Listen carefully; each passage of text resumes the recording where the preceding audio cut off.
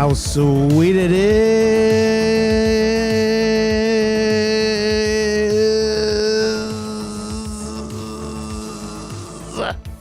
to be loved by you nerds. What is up? Is me, your buddy pal HeyArcher. Welcome back to HeyArcher Live here on Nerd Affiliated. So happy to have you guys here with me tonight on this Thursday night on this glorious Juneteenth. Happy Freedom Day, Celebration Day. It's crazy. It's just crazy. Crazy to think that I couldn't be doing this stream if certain things had stayed the same all those many years ago. Wild stuff. This is your weekly Thursday night nerdy talk show where we sit back and relax. I said we sit back and relax. And hopefully by now you've poured yourself a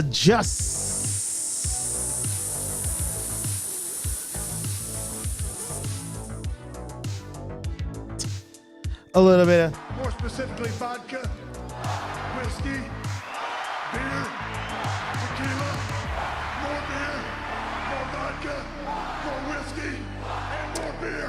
oh yeah, so good. Oh, so good. Once it hits your lips, it's so good. Of course, if you have a YouTube channel, podcast, blog, OnlyFans, newsletter, smoke signals, whatever it may be, put it in the chat, support one another, plug yo shit.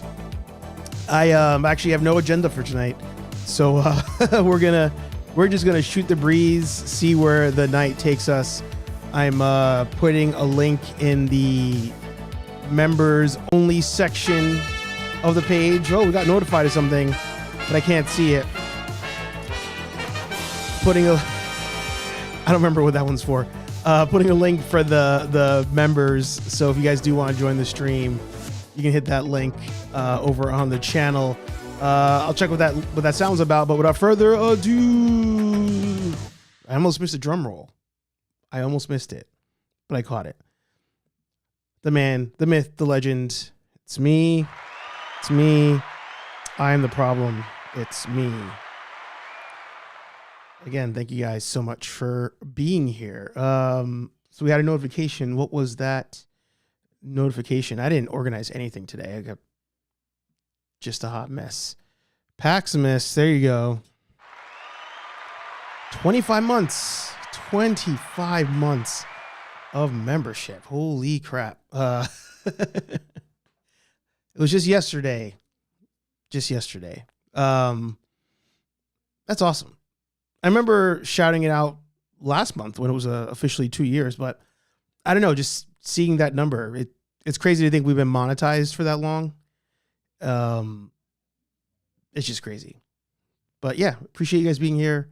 Appreciate you guys coming by every Thursday. And nowadays, you guys coming by every Monday, Tuesday, Wednesday, and Thursday. And Friday. To hang out with me in the mornings. So appreciate it. Let's say hi to everybody in the chat. Of course, Creativity from the Future in the house. Good to see the Rambling Nerd in the house. He thinks he was first, but was he last? I don't know. Ultra Carter in the house. Good to see Tony in the house. Good to see Dada Films in the house. Good to see KO in the house. Good to see you. Hit those trees. Hello. How everybody's doing? There you go. Man Collects in the house. Good to see you. Like I said, Paximus in the house. Good to see you.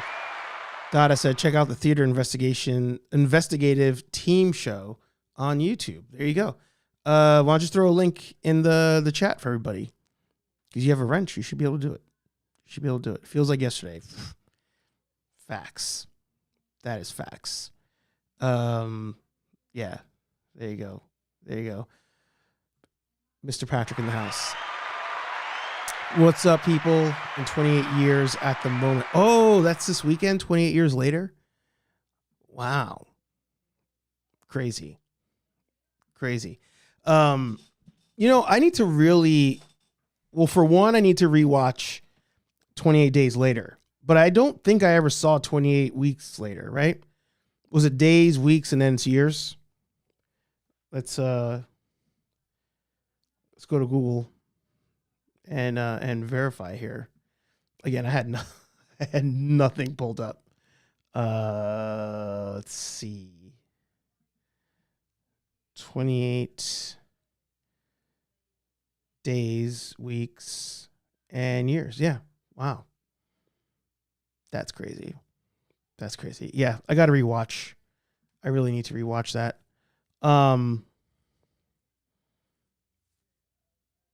What? That was... Hang on. I'll switch real quick for you guys. I'm just reorganizing things here on the screen.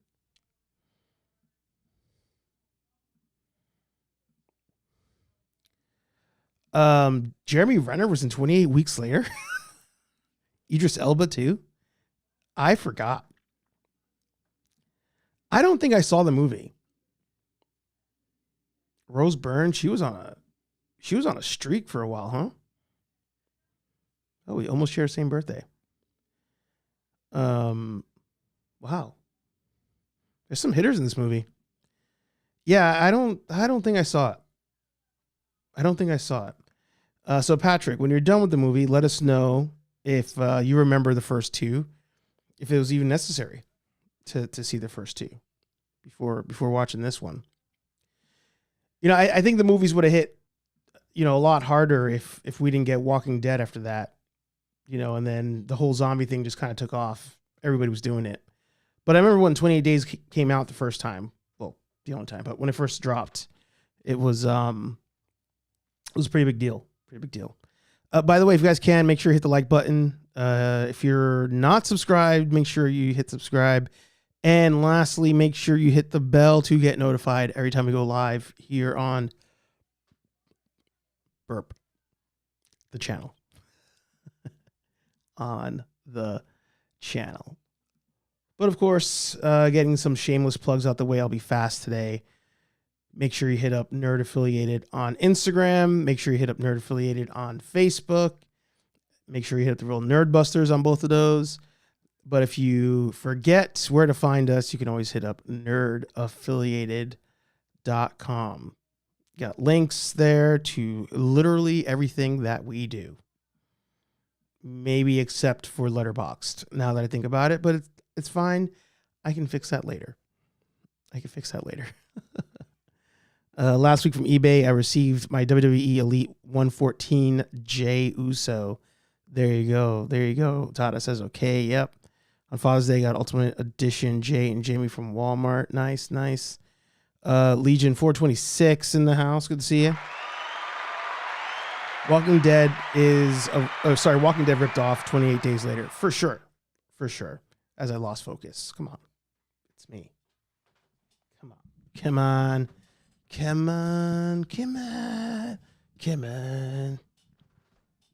There we go.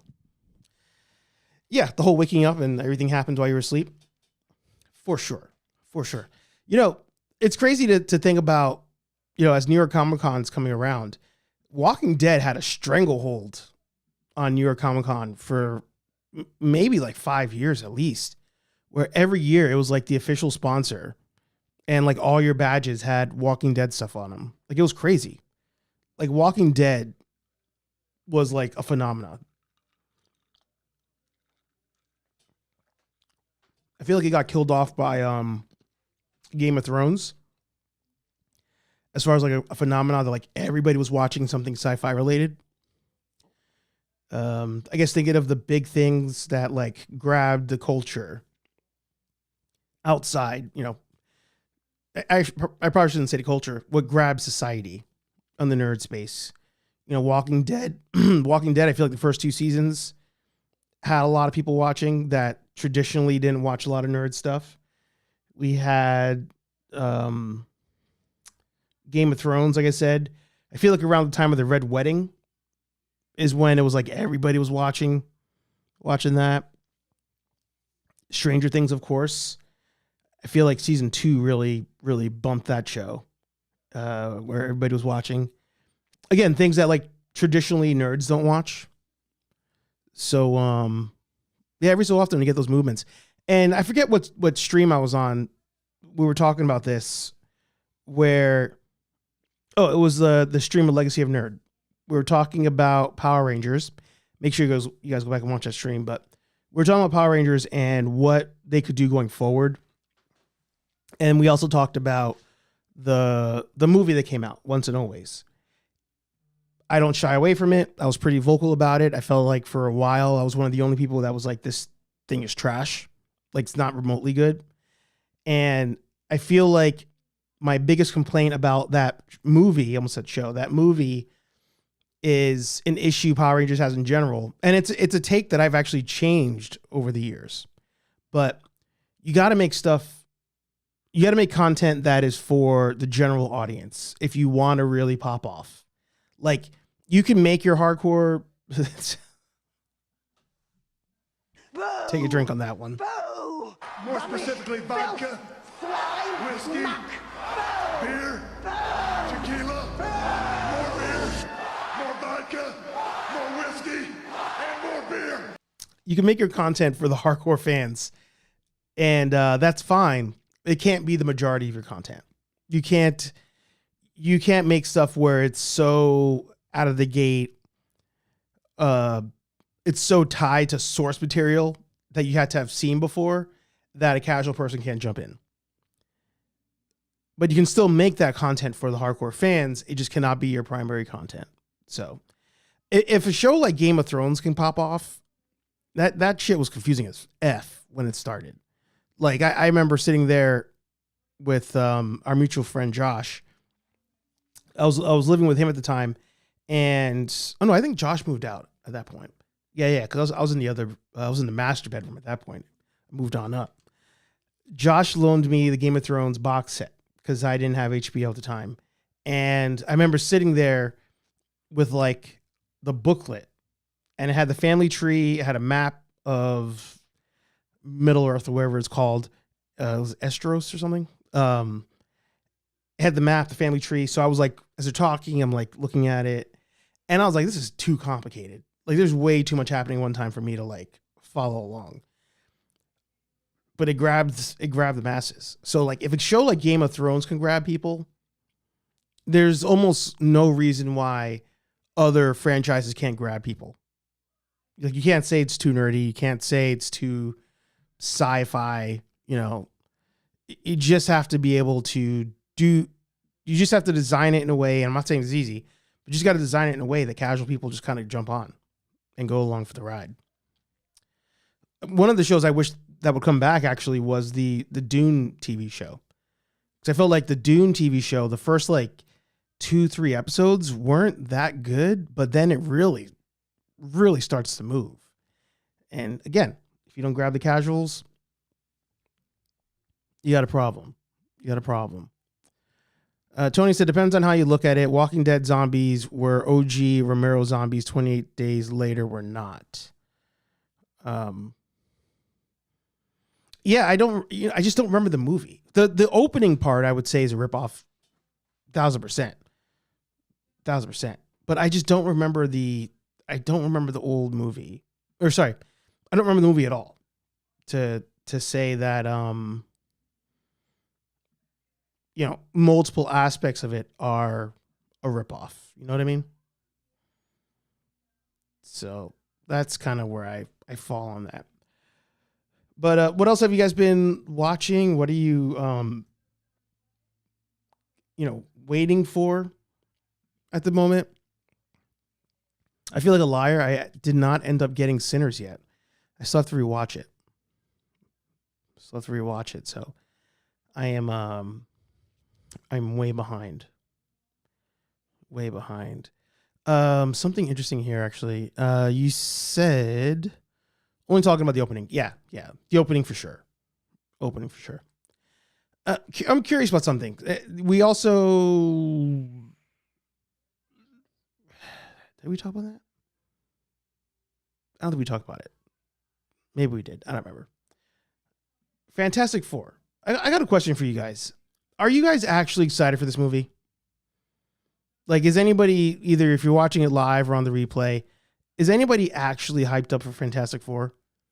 Because I feel like at the moment, speaking of like casuals, at the moment, I'm only seeing like the media talk about it. I'm not seeing just like regular people like post about it, share stories about it. I don't see anything in relation to Fantastic Four other than like what somebody like Complex talks about, you know? As pooped by Anakin Skywalker. This might be your first time on stream. I love that. Nope. You hate Pedro Pascal? What? You hate Pedro Pascal? I just want to take a break from superhero movies in general. Yeah. What do you hate about Pedro Pascal? Not in a like, I'm saying that you shouldn't hate him. That's just I've never heard that.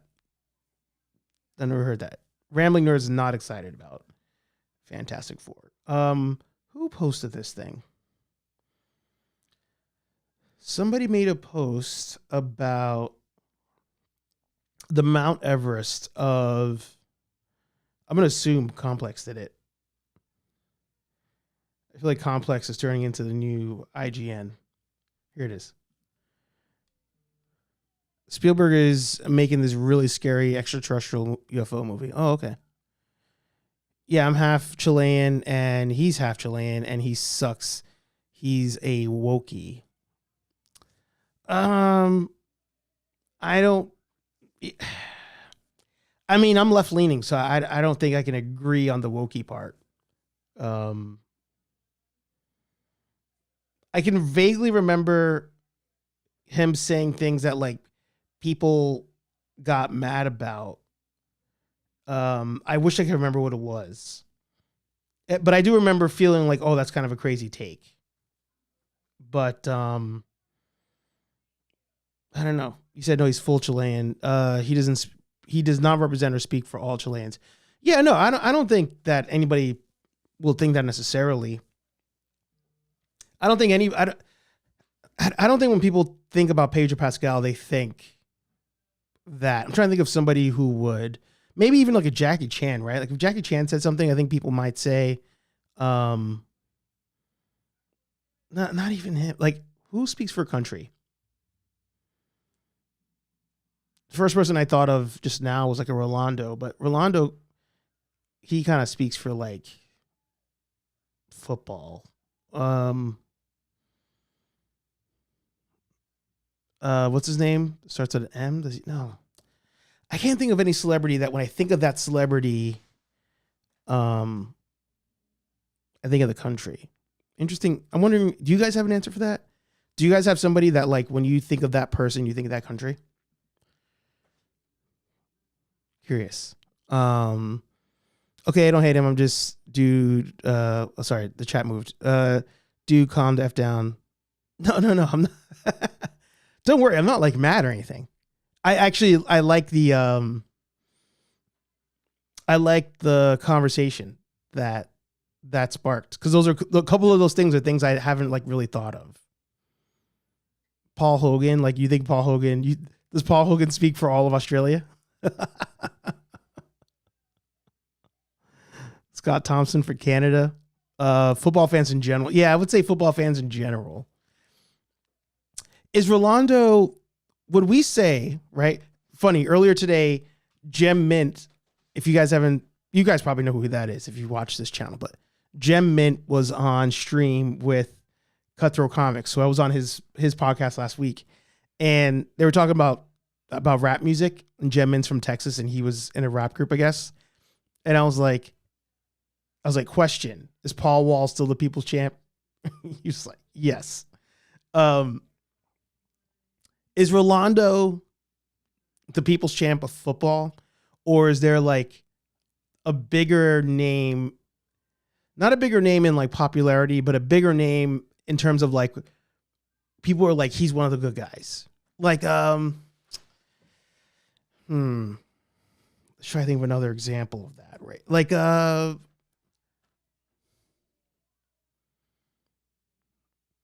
trying to think of like a good nerd example of this. Like somebody who's not, it's like somebody who's not the main character, but people love them. They're like the fan favorite of like a franchise, right? So like, God, like, my brain is not doing well today.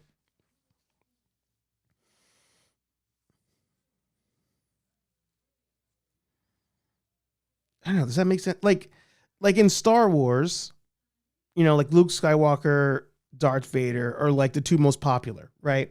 But like Han Solo's the people's champ. Or like in Rebels, getting more niche, you know, Ezra or Sabine or Thrawn, those are like the most popular characters, but like Chopper is the people's champ. Is there like a people's champ in football? So not the most popular, but like the real ones like rock with them. Now I'm gonna scroll. I didn't scroll because I wanted to wait. I want to get my thought out, get some examples out, but I'm gonna scroll now. Mike Myers for Canada. Yeah.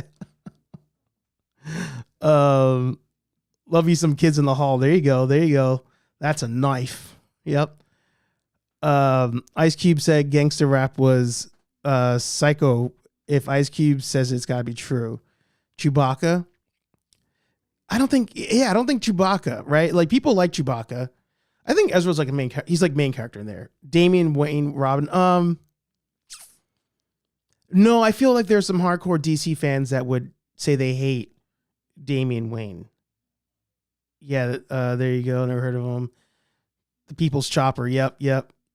Joe Montana, like in football, Joe Namath. Yeah, you could say I would see those. But sorry, when I said football, I meant soccer. I'm sorry. Because we were talking about Rolando. Who's the people's champ in soccer? Plastic Man for DC. I don't know if most people would even put it, like if you said, name me it. No, I feel like, all right, to give you a DC example, right? Like if we're talking Justice League Unlimited, the cartoon, right? Like the People's Champ, I think in Justice League Unlimited would be like was it Mystery? Was the guy with the no face mask, like him, or like even Green Arrow as the show went on? Like episodes with them were like dope, even though they were not main characters. But when they were on the screen, it was like, yes. Are there other franchises that you guys think there might be like a people's champ? Not main character? Question. Thank you. Martian Manhunter. Maybe. I feel like Martian Manhunter is not cool enough though. People rock with him. Not cool enough. Too Boy Scout. It's gotta be, person's gotta have some edge, you know? Person's gotta have a little bit of edge to them. But I'll come back to that. So they did this Mount Rushmore of celebrities with no haters. And Samwise, that's a good one. Wayne and Garth. But they're the main characters of that movie. Samwise Gamgee. No, see, I would, you know what? Instead of Samwise, I would say like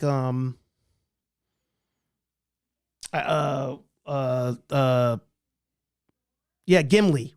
I would even say Legolas might be too nice, but like Gimli's the people's champ. Like nobody hates Gimli. You cannot hate Gimli. Merry and Pippin, they were cool. I felt like as things were, you know what? I didn't mind them until in the Two Towers when the battle's happening at Helm's Deep and it's like getting good. When that battle was like really going and it kept cutting to Merry and Pippin talking to trees, I was like, edit this out. Give me a cut of this movie that does not have them in it at all. I do not care. Come on, we have to go. We have to stop them. Get out of here. That's when I hated them. I didn't mind them in the first movie.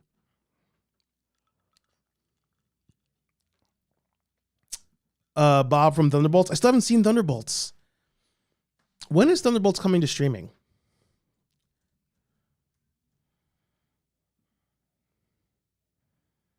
July 1st. All right.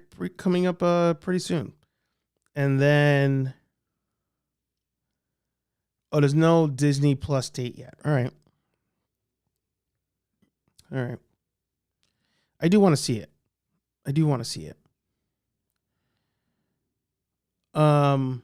Alfred's a people's champ. I feel like there needs to be more media where Alfred does badass things. But I can remember scenes where Alfred shows up with a freaking burner when people have entered the cave. For sure. Dude, you need to see Thunderbolts. All right.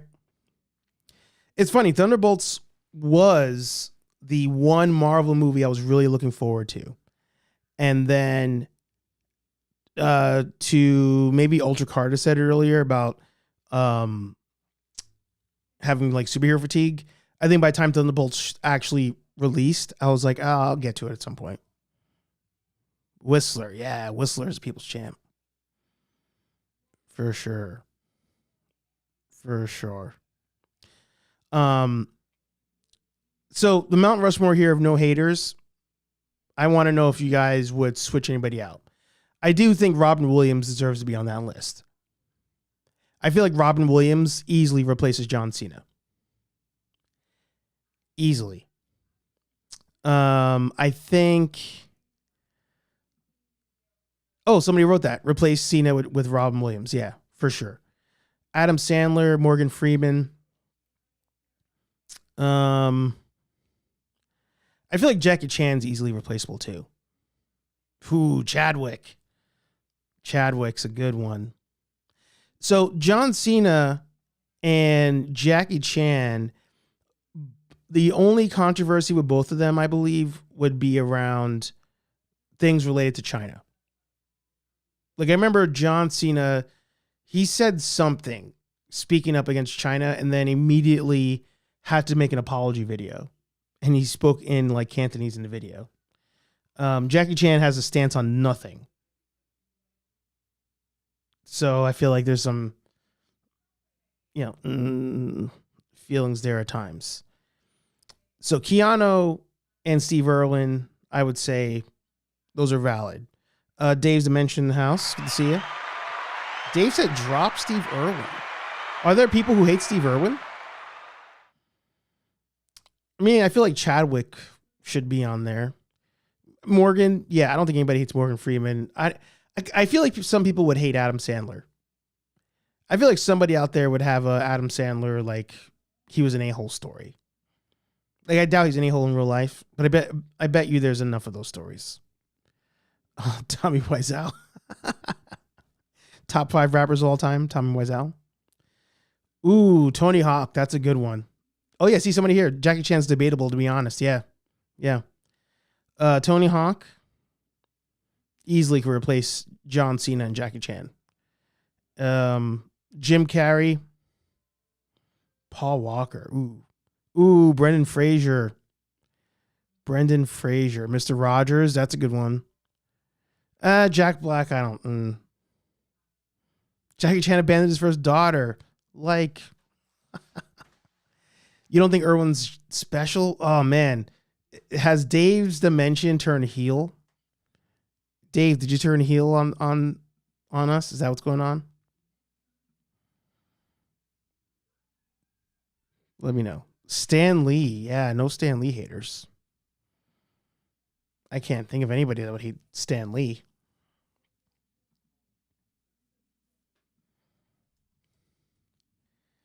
Just typing something real quick.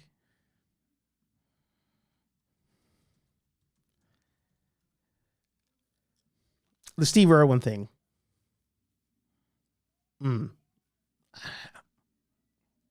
That's a toughie.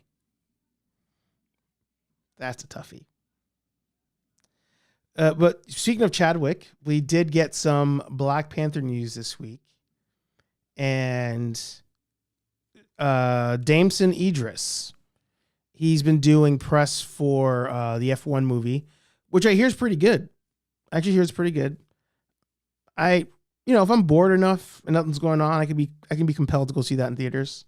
He was asked, hey, I hear there's rumors going around that you might be taking up the mantle, might be becoming the king of Wakanda. Yes or no? And he was just like, yes, no. So the guy was like, all right, well, if they asked you to do it, would you do it? And he was like, yes. Yes, I would. So if he does indeed take the mantle, should he actually be T'Challa? Do we think he should be like an Elseworld alternate universe T'Challa?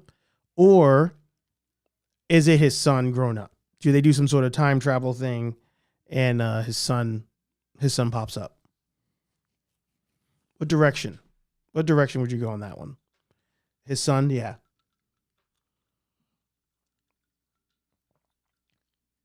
I think being his son would make the most sense. Especially because they acknowledge that he died. So him, yeah. If it was an Elseworld and it was a different actor, it wouldn't make sense if, other Elseworld characters look the same. All right, so Dave on his Rushmore here. It might not be Rushmore, it might just be people he suggests. So Dave up here has Keanu, Arnold, Morgan Freeman, De Niro, or Pacino. Go ahead, fight me. So I can tell you now, in the last couple of years, Pacino and De Niro have received a lot of hate, especially De Niro for being very political as of late. So he's had a lot of hate. Pacino, same thing. Both of them also recently had kids with people in their 20s. So I feel like there's enough people that have ill thoughts of them. Keanu, of course. Arnold,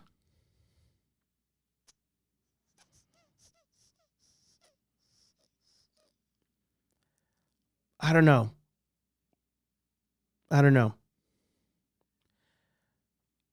I feel like Arnold Schwarzenegger, we all love him,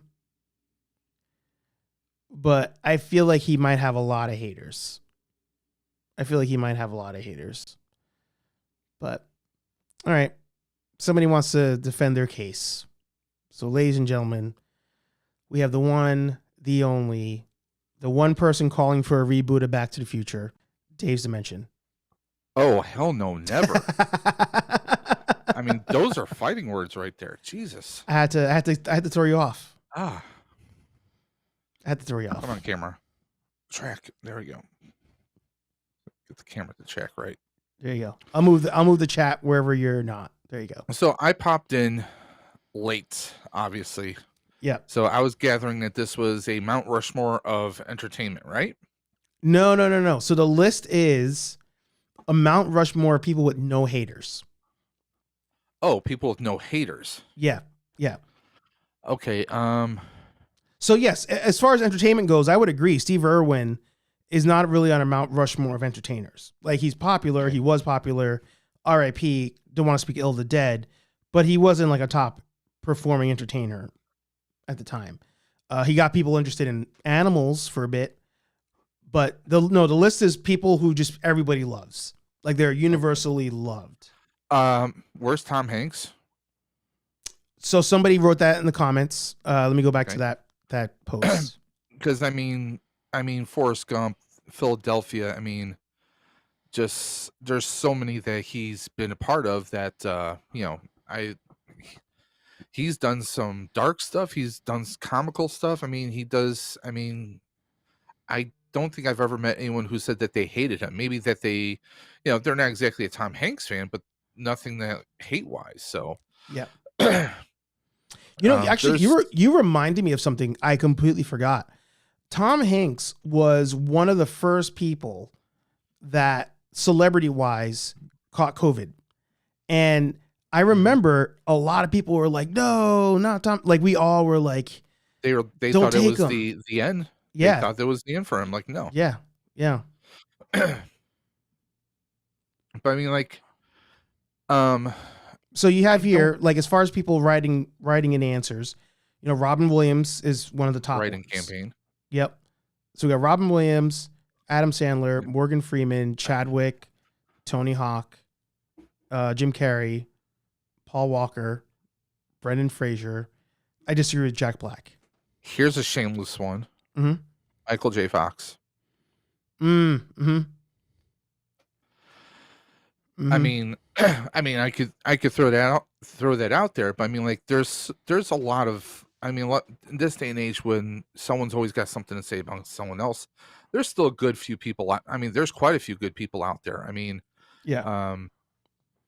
Well, I can't say Eddie is completely Eddie Murphy is completely without, but No. well, I mean, you know, like, Eddie Murphy, I feel like was one that people would be like, oh yeah, I like Eddie Murphy. But I wouldn't say he's in this category. He definitely has haters. I mean, when he first came out, he blasted a lot of groups out there. But like, sorry, I definitely agree with Morgan Freeman, because I mean, I told my wife, I said, I'm gonna shed tears when that man passes. Mm-hmm. And come on, we're all waiting for that AI created navigation enhancement for Waze or whatever GPS that you're using out there. Oh, Waze, yeah. I mean, yeah. My wife calls it Waze, so I just go. That's hilarious. Okay. She calls it Waze. She's from Michigan. What do you expect? I know it's Waze, but you know. Actually, I mean, here's one. Actually, I Stone Cold Steve Austin, because I went to the supermarket before coming on stream. And I'm walking in, and this guy looks at me. I have no idea who this guy is. And he just starts smiling.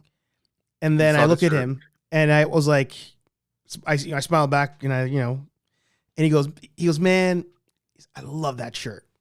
You know, you should have said, what? What? Yeah. Should just went like this to him. This is a little bit shameless plug. Out of Dimension podcast, not tomorrow night, but we are recording another pre-recorded episode featuring movies involving wrestlers. Oh, okay. And little spoiler, one of mine is Knockout, which is a Steve Austin movie where he's like a janitor, and he teaches this kid how to box and defend himself, which is a very against the grain Austin movie, because usually when we see Steve Austin, he's playing a hard ass, he's playing the tough guy, he's playing the henchman for, like in the first Expendables movie, he was a henchman. Usually we see him playing like the knockout drag out, and that's a movie featuring him that is not that. It's a polar opposite, which we usually don't see. Wrestlers, they usually do that one obligatory family type movie. Tooth Fairy, I'm looking at you, Dwayne. But like, yeah, I don't know too many people that hate Stone Cold Steve Austin. Well, I'm sure he's made nice with his ex-wives by now, but that's besides the point. I don't think I've ever seen him without a full goatee. Oh yeah, like he looks a little bit different in this one. But like, he's just this. He plays this kind of like this guy who he's looking out for this kid who's being bullied, and he's kind of teaching him how to box. It's a nice movie. Wow. It's on Prime Video. You knock out like an hour and a half, you're good to go. I'm gonna check this out. But how about Michael B. Jordan? Are there haters out there for Mike? I think they were. I think so. Here's the thing. I think when making the list, we have to factor in if somebody opens up with like a negative thing to say. So like, well, Michael B. Jordan, I think people might be like, oh yeah, he's all right. Like, I think that might be an initial thought. Not that like he is a great actor and he's been in a lot of good things. Well, I mean, he's come a long way from All My Children. Yes. I mean, he's just come a long way in general. Back in the 90s, he started on a soap opera called All My Children, and he's progressed over the years. I mean, like, Was it Fruitvale Station? Yeah. Projects like that. But I mean, when you hear people talking about Michael B. Jordan, I don't hear anyone. Well, we're not going to mention that Fantastic Four movie, but that's not his fault. No. No, But I mean, but I also think at that point in time he still wasn't that good yet. Yeah. I don't know. But yeah, I feel like now people would have a lot of good things to say about him, but I feel like people might be like, oh yeah, he's all right. I mean, there's people we can mention people all day long. I mean, what people hate Chuck Norris. No. Not that he's really done anything in ages, aside from the occasional commercial and some viral. I mean, he was in Expendables 3, I think it was. Yeah. When the one Hemsworth brother, the youngest one, got killed. That's right. That was the and he delivers one of his Chuck Norris lines when he's like, "Yeah, I was bit by this king cobra, and then after 3 excruciating days, it finally died." Yeah, exactly. Those movies, this is one of my like buzz phrases. Every so often there's a movie that comes out where I'm like, these are just friends enjoying being rich together. Like, this isn't like really that great of a movie in terms of like script, plot, or anything like that. These are just if friends you're going being to see rich. The Expendables for the plot, you have issues. Right. You're going because you want to see your favorite action heroes all on the same screen, and they're blowing crap up. They're just destroying things left and right and each other. Well, there's one person that went to go see that movie for the plot, and that was Sylvester Stallone. He's the only one that actually thinks that those are serious movies. Everybody else is in on the gimmick. Everybody else is on the same page. And that ugly ass gaudy ring that he wears. Yeah. Which is like his lucky charm. Yeah. I mean, it's like, do you really go to the Fast and Furious movies for plot? No, you want to see fast cars. You want to see them defy the rules of gravity. I mean, hell, they drove that friggin' Fiero in space. What the hell, man? Well, they say they're bringing it back. They're saying they're making it grounded again. That's what they're saying. Like for what, the final film, the final part, or is that going to now segue into another spinoff? I think we're in the final movie, part 1 of like 10. That's how they're like doing it. And then give it a few years, they'll have Fast and Furious World. What? Mm-hmm. Yeah. I mean, they just announced a theme park right now for Fast and Furious. Was it Universal Studios Hollywood? I think it is. Yeah, one of them has that. Yeah. Yeah. So that, I mean, by the time that ride finally winds down, they'll relaunch the series. It'll be Vin and Paul's kids all grown up, and now they're running their own crews. Yeah. It'll happen. That was a tough one too, losing Paul. I think Paul would be runner up. I wouldn't put him on the list, but that was the thing. I mean, he's played some jerks, but I mean, that's the character he's playing. Like, what was it? He was in Pleasantville. Yep, Varsity Blues. Yep. And honestly, there's one I always enjoyed, which was Timeline. Where his father's the archaeologist, Billy Connolly, and they're like back in time, and he goes back with his archaeologist crush girlfriend who's going back. So obviously, he's got to go back to save her. Yep. It's Back to the Future without the car. I always go for Snatch when I think of my favorite Paul Walker movie. Snatch. Do you remember Snatch? Let me pull that one up. You know what? What was the one? What was that one? Running Scared. I'm sorry. Snatched is a different movie. Running Scared. Running Scared. See, I didn't watch that because I felt like, is this supposed to be like some weird alternate world adaptation of the original Running Scared with Billy Crystal and Gregory Hines? That was an 80s movie. It is not, no. 80s buddy cop movie called Running Scared. Yeah, he wears the Mets hat or something. Yeah, no, it's not related to that. This one, he is a mafia henchman who something goes wrong, like a job goes wrong, and Oh, the dudes. It's going back to me now. So he works for the mob. Okay, Celine Dion. Yeah, he works for the mob. The mob does a hit on somebody, right? I think Paul Walker even does it, and he takes the gun, and he's supposed to get rid of it, but instead he goes home and hides it because he's like, "Oh, I'll get rid of it later." The kid next door, who's friends with his son, comes from like a broken home, and that kid finds, for the sake of YouTube, finds the pew pew, and goes back to his house. Pew Pew's his dad, and then takes off. So now the mafia is like, hey, make sure that Pew Pew's gone because now the cops are looking for it. Mm-hmm. So now Paul Walker is racing against the mafia and the cops to try to find this kid, to find the Pew Pew. Enjoyable movie. I'm not saying it's like an Academy Award winning movie or anything, but these are two of my favorites, but these are two of his latter movies. mm-hmm. Brick Mansions Mm-hmm. and also The Hours. The Hours where his it takes place during one of the hurricanes. Where it's just like him and his newborn child. That one I don't know. I don't know that one. Yeah, Hours, it came out in 2013. So just before it might have been around the time he passed away.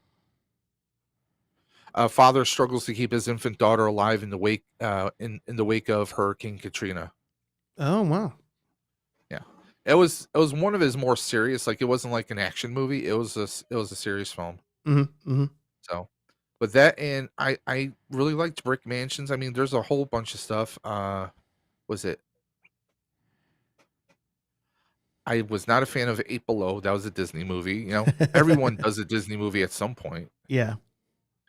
Oh, Takers. Was Takers good? Yeah. I think I saw that once. Isn't Hayden Christensen in that? I feel like Hayden Christensen. Hayden Christensen. Okay. You mean Vader and yeah. Like, I mean, all he's known for is, what was it? Aside from Vader, he was in, what was that one movie where he was like a teleporter? I was just thinking about Jumper. Was he Jumper? Jumper. I actually enjoyed Jumper. Actually, yeah, Jumper's good. And, that's when you had Sam Jackson with his Cisco haircut. Yes. With the platinum Cisco hair. Yep. But like that, in that's Takers. Let me pull that up. Is that kind of like a period kind of piece? A group of bank robbers find their multi-million-dollar plan interrupted by a hard-boiled detective. Okay, no, yeah. It's not a period piece. But I think it takes place doesn't it take place in like the 50s or something? No, when I was looking at it, it's modern day. It's just that one of the guys was wearing like one of the like little fedora on his head, so it made me think it was a period movie at first. Hayden does, yeah. Yeah. You got Matt Dillon in it. Mm-hmm. Kind of a who's who of has-beens, I mean, Chris Brown was in it. Proof. There you go. I mean, I wouldn't say that cast was has-beens. That's a guy who's never had any haters. Yeah. Where was it? Here it is. So I wouldn't say that this list was has-beens. I would say the list, because I mean Idris Elba, but I think that this is a bunch of actors that were like about to pop off, and then things just didn't go their way. Yeah. I mean, Zoe, of course, so many bangers she's put out. I could say something, but it's a family show. Jay Hernandez. What happened to Jay Hernandez? Where did he go? Let's go. Movies. That was before Magnum, so. Oh, that's right. He was doing Magnum for a while. Didn't he? Because he was in Suicide Squad, the first one. Yeah. I forgot and about then that. After that, he jumped and did Magnum for a number of years. I forgot he did Magnum PI. Yeah. I mean, that was a transformation when he what was he, Inferno in the Suicide Squad? Mm-hmm. And like you would not know if you didn't like listen to him or see the credits that was him. Because he did full shaved head, tattoo, makeup, and everything. I forgot it was him until you said that. Yeah. Crazy Beautiful. I remember that being like all over MTV. I'm going to challenge Archer right now. Were there any females listed for this Mount Rushmore? You know, I was thinking about that when we were looking at the list originally. Let's go back to it. Like, who would we put on the list? Female actresses. Let's see. I'm thinking of like a grandmother type of person. Helen Mirren. She's pretty friggin' hilarious, and I mean, she's been in the Fast and Furious movies, the Red movies. She's got a long storied career. But I think I don't think she's popular enough. Yeah, it's got to be somebody that you say the name and everybody's like, yeah. Does Kathy Bates have any haters? I don't think so. But I don't think. Or, well, how about Halle? Halle Berry? Yeah. No, she's got haters for sure. She's got. Okay. See, I think these people also have to be almost categorized as like chaotic good, like people that like I was about to say Betty White, somebody that like you don't think there's an ill cell in their body. Betty White, I think, easily has to be on Mount Rushmore. Yeah, and I mean, you know, rest in peace. I mean, she was, and the thing is, she's played so many. I mean, so many people, like many of us, because we're the same generation practically. Mm-hmm. We know her from Golden Girls, but she was on Mary Tyler Moore. She was in a whole host of things before we were even born. And then years later, like she pops up in like Lake Placid. Mm-hmm. And what was that one Ryan Reynolds with Sandra Bullock movie? You know what I'm talking about? Yeah. Where like she's like grabbing Ryan's ass and they're doing all kinds of jokes and everything. But I mean, like she was like the female Don Rickles. I mean, she could be savage. It's funny, which is great. That takes place like not too far from where I live now. I didn't know that when I first saw it. What's that? That movie. Lake Placid, yeah. No, is it called Lake? Is that what it's called? No. Lake Placid, yeah. No, the one with Ryan Reynolds and Sandra Bullock. That one. Was that that wasn't The Proposal. That was, what was it called? No, I think you're right. The Proposal.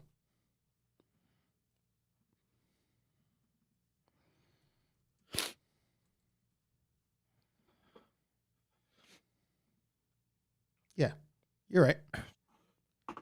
But like, I mean, who else? I mean, so I was thinking Viola Davis. I don't know if she's big enough. She's a great actress. I can't think of any modern day. Like I can think Betty White. I could think the mom from Everybody Loves Raymond, but I can't remember her name, so maybe she doesn't count. Doris Roberts. Yeah, Doris Roberts. Dolly Parton. Legion in the chat put Grandma's Boy, so that's what made me think of her. Yes. Oh, he said that. Oh, I didn't scroll down. Yeah. That's where I was thinking of. Yeah. So I had Dolly Parton on there, Joan Rivers on there. But I can't think of a lot of like modern day people. Yeah, because the thing is, there's like, if we look at TV, sadly there's a lot of women on TV who they have controversy. Roseanne. Yeah. So much we won't even go there. Man. What a freaking heel turn. Sandra Bullock? Sandra Bullock might be on that list. I mean, I've never heard of anything negative about her, so I would definitely co-sign that. Like I feel like Sandra Bullock was always like the tomboy girl. Like that was her gimmick. And she's going to be busy, apparently. I heard rumblings of a Practical Magic 2 being filmed somehow. Yeah. With her and Nicole. I mean, it's like, okay, everyone's going to revisit their films now. Mm-hmm. Yeah. Everyone's revisiting their films right now. It's not even Maggie Smith. Yeah. Yep. She was McGonagall in Harry Potter movies, but I know her best from Sister Act. Wow. Mother Superior. Yeah, that's right. And she was old Wendy in Hook with Robin Williams. Peter. Yep. I can't go. I'm too old now. I'm trying to think like other forms of entertainment, like singers, because there's just about everyone's got something kind of controversial. Yeah. I mean, even Oprah has had her haters. Yeah, easily. Yeah. Easily. How about Queen Latifah? has she outright had any haters? I think she has enough She's people who are indifferent. okay. Because I mean, she's a very likable person when she does her acting. Yeah, I think Whether she's it's likable in general. Equalizer or what was the one movie she did with Steve Martin? House Guest, I think it was. Yeah, yeah, that's a good one. Let me see here. Whitney Houston. Do you think Whitney Houston had any haters? Maybe her drug dealer when they didn't. It's funny. Literally, as I said it, my brain went to drugs. A little bit sad, right? I mean, she went from being this inspirational songstress, and then eventually she became the diva, and Yeah. But I mean, like people like Kevin Costner praise her. Yeah. To no end, But I mean, that's also how many years later, and usually, how often do you really get people talking ill of those who are no longer here? Yeah, unless you're Cat Williams on the Club Shay Shay. Yeah, yeah, broke the internet. I mean, he will throw anyone under the bus and then back the bus up. But it's funny. He it's similar to when Terrence Howard did Joe Rogan, right? Like, so many wild things get said that you're like, there's no way any of this is real. And then things start to happen and you're like, oh my God. But with Terrence Howard, it wasn't true. Yeah. Yeah. So with Cat Williams, everything ended up being true. And then when Terrence Howard did his thing, people were like, oh, maybe he's also talking truth. And then it was just all BS. But that was hilarious how that all played out. Yeah, I'm trying to think of like anyone that really just pops out, and it's kind of sad that we don't have a full blown list at the ready of like female entertainers who they just kind of pop out who don't have the haters. I mean, is it just a matter of like are the hate kind of is it faded that we don't recall it? Is it that well, because they also get judged. Who have the haters are like really good at kind of covering it up. Well, the thing is, they get judged on such a different scale. That's a good one, actually. Sigourney Weaver is a real good one. Yeah, there are so many that there's so much like hate that they get on a regular basis just for being a woman. Oh, Tony, no doubt. He put McKenna. Too young though. Too young. I mean, I mean, eventually you could see.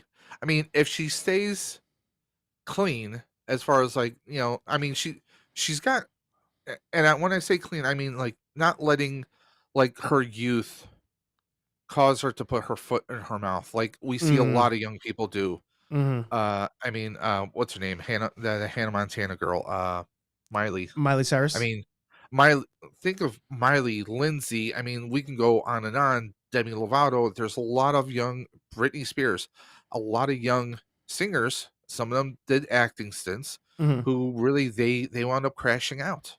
But many of them don't even look the same anymore. But I think their crash outs were because of the industry.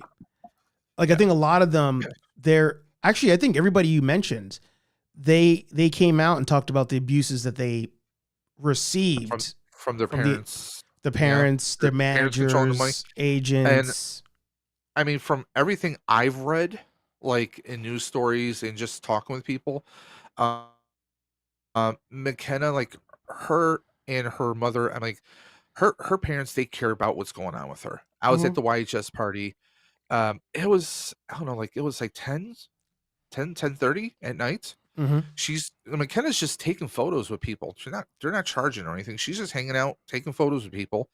Her father FaceTimes her to check up on her. I mean, that's not like, oh, I need to check up on my investment. No. Yeah. You have people who legitimately care, and she's been keeping grounded and very busy. So I mean, if she stays on that kind of path, yeah, she has that potential. Yeah. But she's 18 right now. She's only been in the business for about maybe 4 years now, give or take. Yeah, because she might have been around maybe 13 or 14 when she did Afterlife, and she's done other stuff like Young Sheldon. She's done like small stuff, but now that she's in she's in a sequel to Five Nights at Freddy's. She's in the new Scream movie that they just finished filming. So she's got a lot of stuff, and she's obviously, depending on what projects she picks moving forward, obviously as long as she keeps a straight head on her shoulder, who knows, she could be the exception to that rule. And there are a few out there, you know. Yeah. Charlize, I don't know if Charlize has had any haters. Not popular enough. I also thought about her too. Yeah. I did think about her. I don't think she works enough to be like mainstream, because I mean, look at the last 10 years, how many projects we saw her in a small bit scene at the end of Doctorverse Multiverse of Madness. Ugh. We saw her make appearances on the Orville, which is a show that kind Great of does show. a season once in a while. Yeah. Yeah, great show. I just wish we would get an update soon. Wink wink, Seth. Make it happen. She did Furiosa. Was the it Mad 100 Ways Max. to Die in the Wild West? She was in Mad Max. I mean, how those are spaced out projects though. There's a couple years in between projects, more or less. Now, I don't know if that's and also Fast and Furious films. Yeah. She was Cypher. Yeah. So I mean, like, she'll do stuff here and there, but she's not like, it's not like when she first came out. We saw her in The Italian Job, and Yeah. I mean, she was just doing stuff left and right, Yeah. and you don't see that anymore. And I think that's the thing. Like, it's just like with YouTube. Mhm. If we're not making content on a regular, this guy, your watch hours crash like there's no tomorrow. Yeah. If you don't do content for like a couple weeks, your watch hours, you can easily lose so many watch hours. It's not even funny. But see, that's the thing. It's like people are like, wait, well, I remember some Dimension guy from somewhere. I think he did like talk Ghostbusters once in a while or something. But Mhm. then you're gonna have your Tom Hanks, your HeyArcher, who by the way, I love the daily shorts that you're doing. Appreciate it. The more even if you do have audio issues once in a while. Today was bad. Today was bad. I saw one where it looked like you had the camera on, but it didn't seem like your mic was on, but it was still catching your audio. I think it was like yesterday or something. But no, today. I mean, Today was today? the one. Okay. Yeah. Today's was like, it's funny you saying that, because Sal also said, I think your mic wasn't on. And I was like, no, the mic was on. It's just that the AC was going. Charged? No, the AC was going so loud, but to me, it's not that loud, but that mic's picking up so much more audio, Does it have like any kind of noise cancellation, or was that with it? No, so I'm using the Rode wireless mic. I had the Dead Cat on it. But the problem is that these mics. This stream is not sponsored by Rode. Yeah. But it could be. Rode, if you're listening, we need wireless mics that are dynamic and not condenser style. Like, this is a dynamic mic. Like, Yeah. Very little sounds around me are getting picked up. We need the same thing with these for dynamic mics. Well, that's why I like my little XLR little cheap little interface I have, because it has noise cancellation. Yeah. I have a fan running right next to me. I could have the printer running. Yeah. You won't hear a damn thing. Exactly. Yeah. Oh yeah, Make I was it gonna happen. say Atomic Blonde. Didn't like the movie, but if we did a list of like best female action stars, she would need to be on the list, and I feel like she'd easily be forgotten. I mean, I could see Charlize. I mean, she's like, this is gonna be a hot take. People hate me if you will. As far as like action movies, I would dare say her skills are up there with Sigourney. Because Sigourney can Ooh. do, I mean, well, think about like, okay, obviously action films. Sigourney hasn't done a lot of action films. She's No. done the Alien movies. Yep. I mean, she's done that movie with the blue aliens that I won't mention. Oh, that's right. Okay. I mean, like, other than that, I mean, we don't really see her doing a lot of action stuff, but when she does action stuff, Sigourney was like the Bruce Willis equivalent, was the female Bruce Willis, because she can get just that insane scream, that rage scream going on. And Charlize she can play a lot of different kinds of characters. I mean, but the thing is, Sigourney also is a versatile actress, whether it's Galaxy Quest, Dave, was it the Year of Living Dangerously? I think she did with Mel Gibson. It was like an early, like late 70s, early 80s film. Mm. Where there was like they were like photojournalists or something. I'm trying to remember the movie. But I mean, she's done a lot of great stuff. I mean, hell, she's even in the Disney Plus Marvel universe. She was the big bad from the Defenders. I mean, we can see her playing a lot of different types of characters. She was in Defenders? Wait. She was the big bad for the Hand.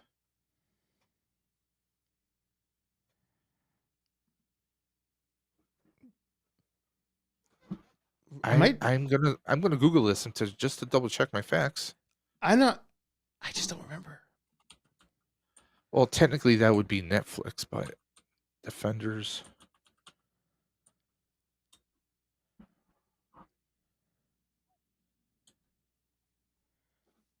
Defenders miniseries. Oh, yes, Sigourney Weaver. She was Alexandria. I think it's coming back to me. Yeah, Defenders. Yeah.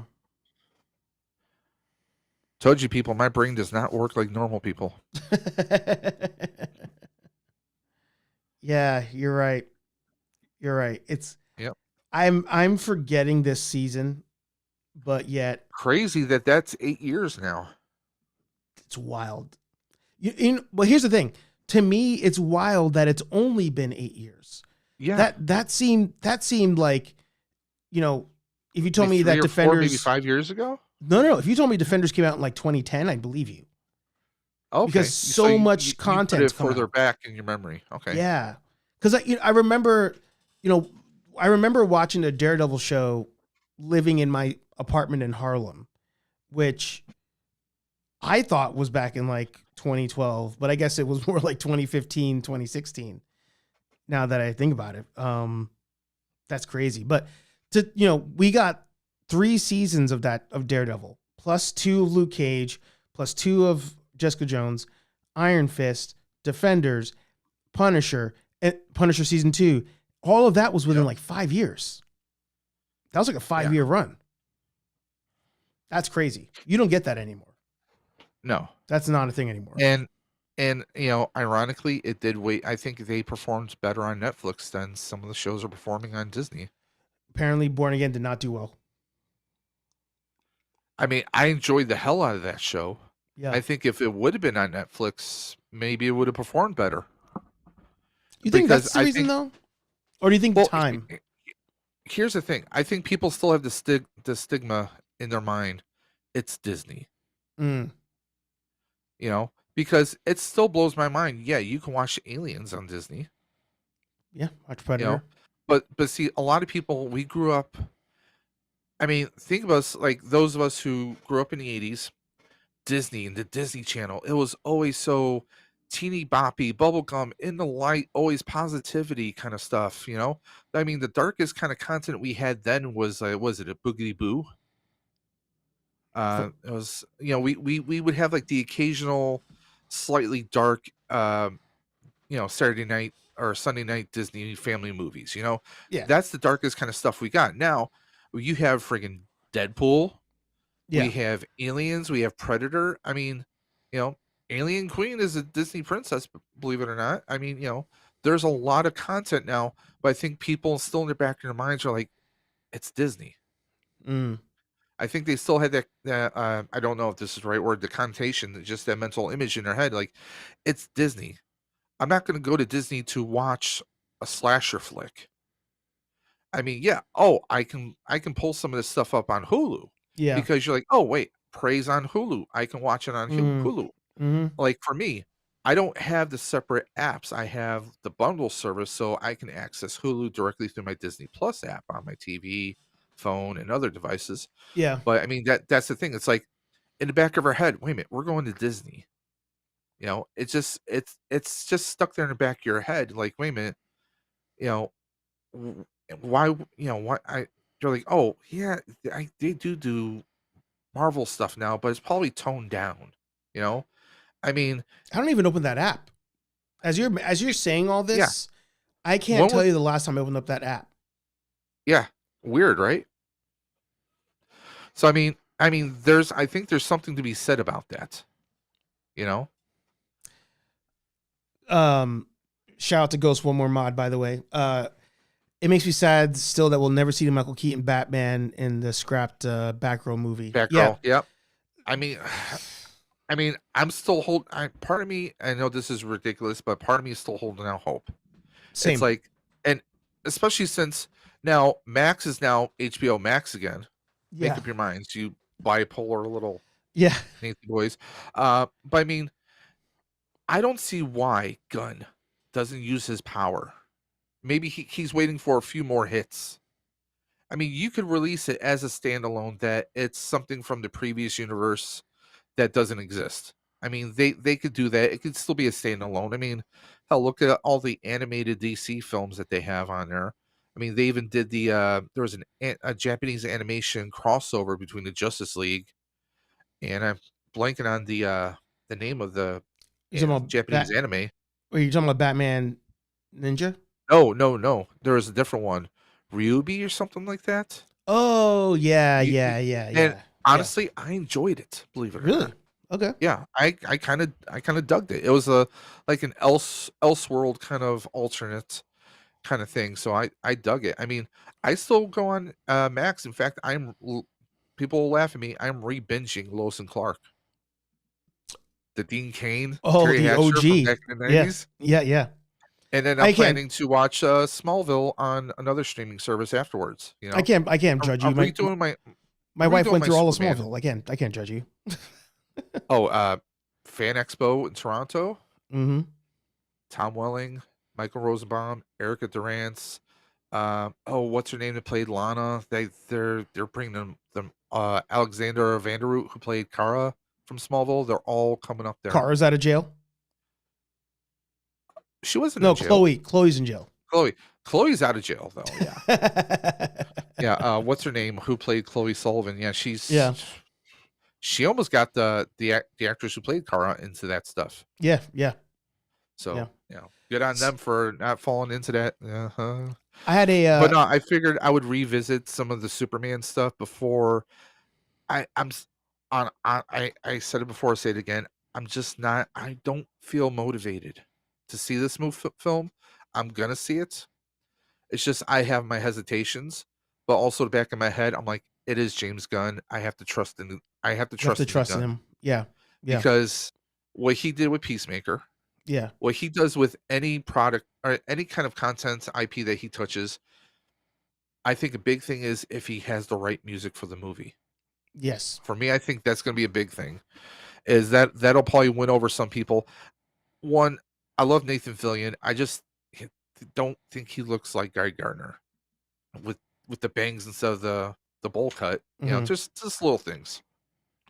But this is like what this is number 3 Superman we've had in like 5 years, maybe 5 or 6 years.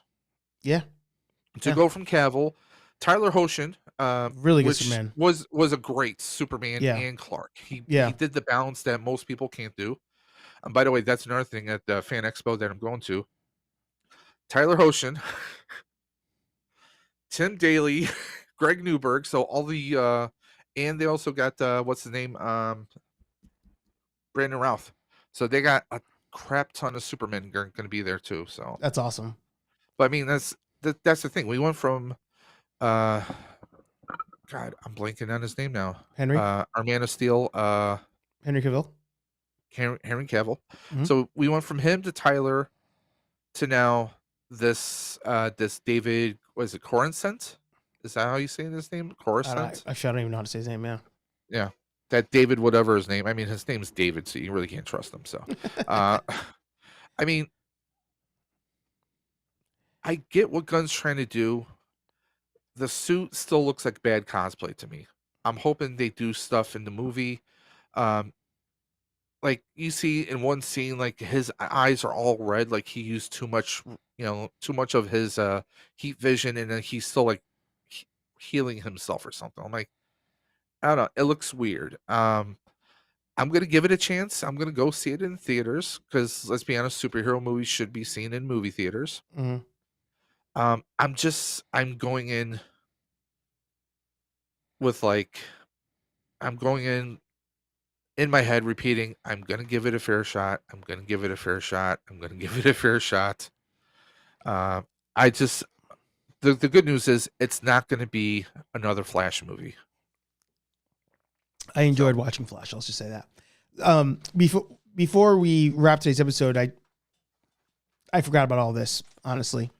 And it's funny because I pulled up something as Ghost One More Mod was saying goodbye in the chat. So the Batgirl thing, I mean, they said that they had to scrap it for accounting reasons. They counted it as a loss, tax write-off or whatever, blah, blah, blah. So they said legally they can't release the movie ever again. But there's a company that also said that legally they cannot re-release things. And now we're getting a re-release of sorts. And I feel like a month has passed, but it's really only been a week. We're coming up on 2 weeks, actually. And you and I did not do our stream talking about Ghostbusters Day. No. More importantly, we did not do our stream talking about this. I apologize. Yes. For not following up with you on that stream, but you also didn't do a stream this week, so we're both guilty. Yes. So yeah. No. This week, I mean, if you guys saw, if you would have heard me or saw me, you would have been like, shut the stream down, get some rest. I've been sneezing, like I've had allergy issues. I'm actually suffering from a little bit of neck pain because when I sneeze, I sneeze violently hard with my lung power. Being an asthmatic, which is hilarious. So I was in no shape to do any streaming this week. So that's one reason. But God bless these madmen. I mean, let's go for it, Dave. I pre-ordered. We both saw it at the same time. We were both standing there. Just it was a thing of beauty in this picture right here. I think the footage that either you and I got dwarfs this picture right now. 1,000% agree. Anyone who's a Ghostbusters fan, I mean, to put it in another word, it's dead sexy. I mean, it had the perfect shade of black on here. I mean, if you compare this with the Afterlife, the Afterlife obviously looks gray. This is fresh coat of paint on it. And I mean, I'm going to say this. Nobody, and I mean nobody, has an excuse why they can't afford this. Okay? This is supposed to be coming out possibly March 1st, potentially, right? So let's do the math. Okay, let's not even count this month. July, August, September, October, November, December, January, February, and then what? March? That's about 9 months. Do the math. If you put aside roughly, let's say maybe $35 a month, you're paid. Yeah.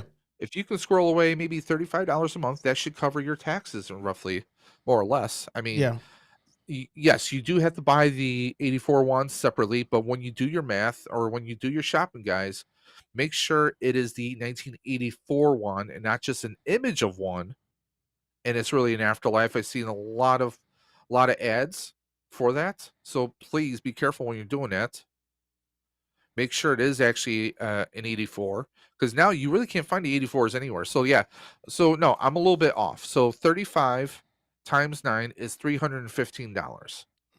So let's probably add another 15 onto that, and you're probably going to be covered with taxes. There's not going to be a shipping cost on this, because anything, Hasbro Pulse, when they do anything over 75, you get free shipping. So you're going to have free shipping on here. I mean, look at the ribbon cable on here. Everything looks perfectly clean. I would have liked a little bit of coloring on the core, but so many people can hand paint it themselves. I mean, this is basically, it's exactly the same pack, but we know for a fact it's not going to have the Afterlife sounds. Right. Was it Zach? I asked him when they were wrapping everything up. He said it's possible it may have Ghostbusters the video game effects.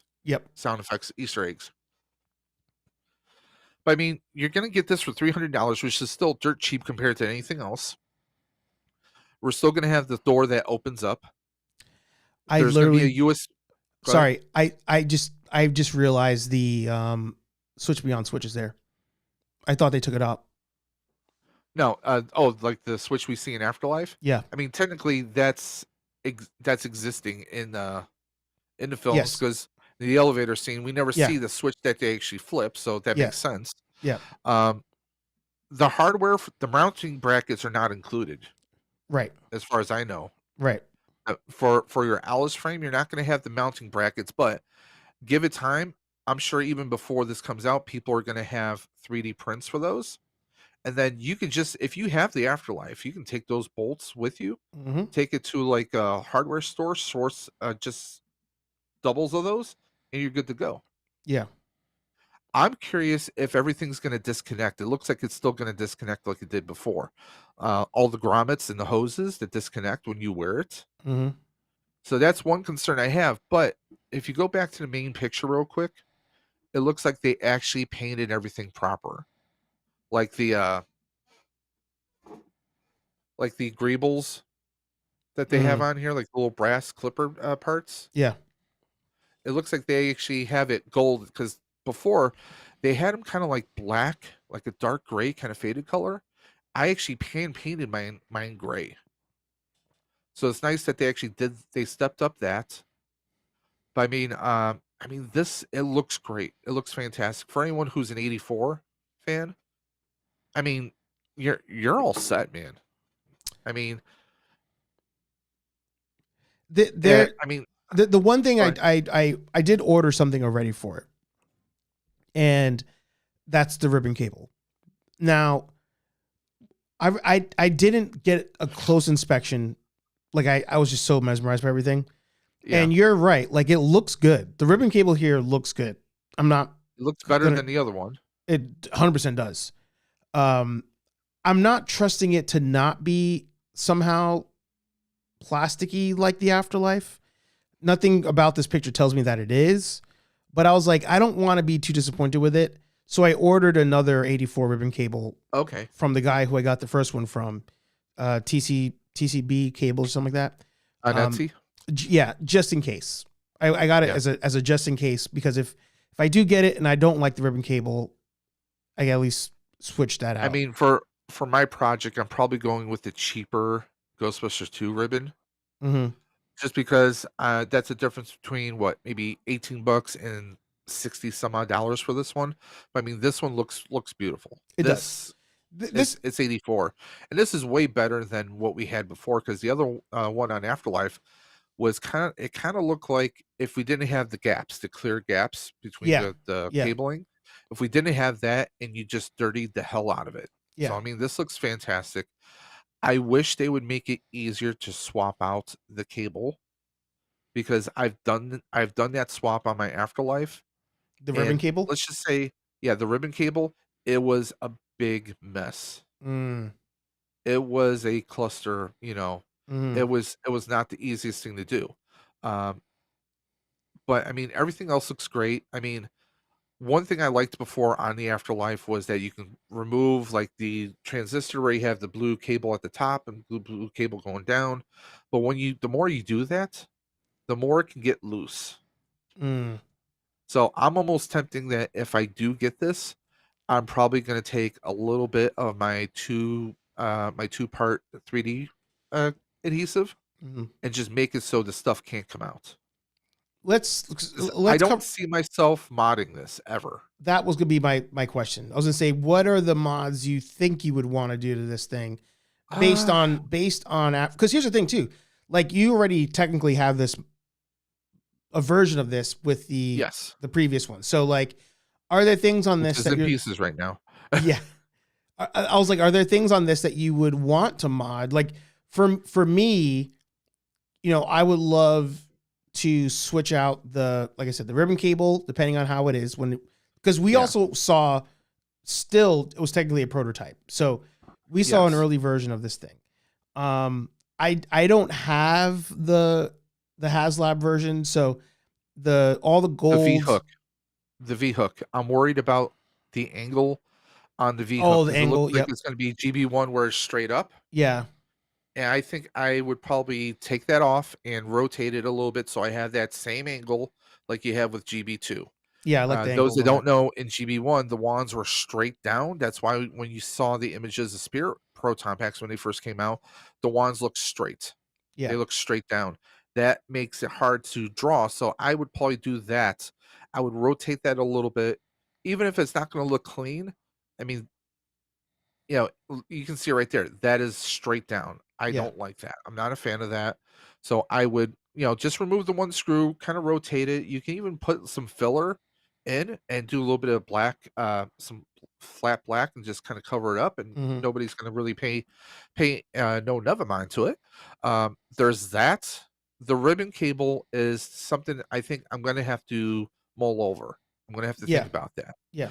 Um, other than that, I might be tempted to maybe add a few, maybe like a little 3D print, a little extra piece, depending on, is this, now here's the question, is this going to be Egon's pack from 84? Or are they going to remove certain things on here to make it distinguish it to more Venkman or more Stans or Zedmore? Because each pack was a little bit different. Because Egon's had a little bracket piece that went from the tube to the ion arm. So are they going to have that there? We haven't seen a clear enough picture to see whether that's there or not. So there's that. Other than that, an Alice frame on the back to have the proper straps. And obviously, um, I'm probably going to 3D print a little bracket so I can have a Talent Cell battery. So it'll plug directly into that USB Type C that we're going to have on there, so you don't have to use those D batteries. And I love the fact that we're not going to have a timeout. That was my clue when they said that about the Ecto One. When they announced the HasLab, The USB Type C. they mentioned that we're doing that in this thing, and it's going to be a tester for other product. That's when I knew another pack was coming. Okay. They had to be doing another pack.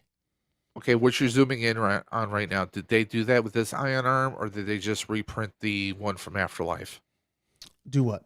It looks like can't tell if that's on the same piece or not. Where you had the clip. What piece were you talking about? A couple pictures ago, you had the ion arm where it shows that the actual, like this little brass piece, Mm-hmm. was actually on the ion arm itself, along with the rod that sticks out. Oh, okay. So I'm curious to see if they did that for this one, or did they just reprint the part from the last pack they did. I'm gonna assume it's a reprint. Yeah, but there's ways to mod that. I mean, Yeah. hell, this is all 3D printed in my hand right now. So Legion said he's gonna do the hose, the V hook. Those are the mandatory ones. Tony said that he's gonna do the clippers and the wires. Hey, I'll be honest. What I have here, this is 3D printed.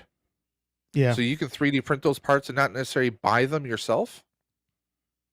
And who's really going to notice unless they're really up close? We've talked about this brass part right here. We've talked about this before, and I feel the need to say this again because I feel like I'm going to clip this segment out. But we all know that there are people who look for the ultimate accuracy on all this stuff. Yeah. And they want all the pieces to be sourced from this and look like that and X, Y, and Z. Dave and I have both been to enough events now. Dave's been to way more than me, but we've both been to enough events where nobody inspects your pack for accuracy. No. People just want to see, oh, you're wearing a pack. That's cool. I saw people show up to Ghostbusters Day with stock 80% Spirit packs, zero mods on them. It's not to scare. Exactly. It's not to scare. What's going on here? Yeah. Nobody carries a measuring tape. Nobody cares. So do whatever makes you happy, but don't feel obligated to do stuff because you're like, oh my God, people are going to be like, this is not, whatever. So that's the disclaimer on this conversation. I'm going to answer Tony's question. We don't know exactly the exact spot. I mean, it would make sense if it's on the back of the motherboard. Because otherwise, you're going to have it come through the side door and have like a little cable sticking out? That doesn't make sense. Yeah. It would make sense if they, here, my thought would be if they had it right above the battery compartment, or if they had it inside the battery compartment, but you had a hole where you can run a wire. But there's plenty of people who sell 3D printed replacements for that battery compartment. So who knows? I mean, we'll find out more. Again, what we saw was just the Early preview. prototype. Yeah. But man, I mean, when he first announced the first HasLab, yes, I'm calling this a HasLab like some people do, because it is. They don't know what they're talking about. People who say that. It is a different campaign, people. Let's just say it loud, say it proud. When they originally launched the images, we did not have a full color image at first. They teased us with grayscale prototypes, right? Mm-hmm. They showed us a full color, fully, they said that they are ready to go into production. And they did not, I did not hear anyone say, oh, we're only going to have the pre-order open for 2 months. We didn't hear that. We did not hear that at all. At all. Mm-hmm. So, I mean, given that I have the Afterlife, it is so much lighter. So if you're an older Ghostbuster, maybe you're a younger Ghostbuster, maybe you're a Ghostbuster who has back or spine issues, this is the pack you want. It's only $300. A 1-to-1 scale, like a 40-50 pound pack, is normally going to cost you around $1,000 to $1,200 easy, and that's on a good day. Okay, this is going to cost you $300. All you're going to have to do is spend about $70 for an Alice frame, and then maybe $10 or $15, maybe $5, depending on how much it costs for the hardware to mount it on there. And then you're going to spend like another $120, $130 for the wand, for an 84 wand, and you should be good to go. Now, I'm curious if the Afterlife wands will still work in conjunction with the 84 pack. Yeah, they said it will. So what you can do is get yourself a Spengler wand, cut that faux little piece of crap wannabe tape on the rear handle, get the 3D printed parts that just clip right on there, and Bob's your uncle, you're good to go then. Mm-hmm. So yeah, so it's going to be interesting to see. I mean, I'm excited for it. Yeah, I'm still figuring out room. I do have a space that's empty over here. Here's your answer, by the way. What was that? This is your answer, by the way. No, the 5 original packs. The 5 original packs are all different. No, you were asking. Yeah. You were like, oh, I'm pretty sure that it goes into the front cap. Yeah, here it does on this one. So I don't think that this version does that.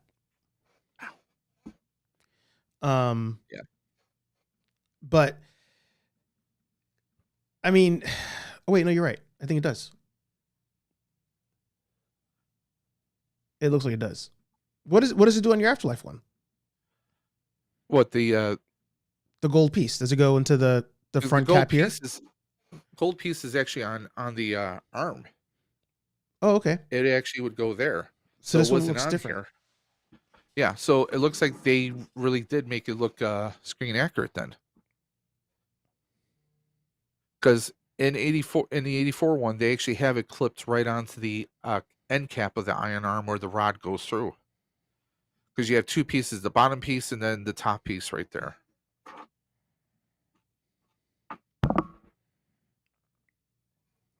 Where are you at? Because you have like this piece right here. Mm-hmm. And then you would have the clipboard right next to it, depending on which version you're doing. I didn't get a good angle. No, you can see it right there. It's definitely up front. Oh, it is? Yeah, to me it looks, because you can see the blue wire going right up there.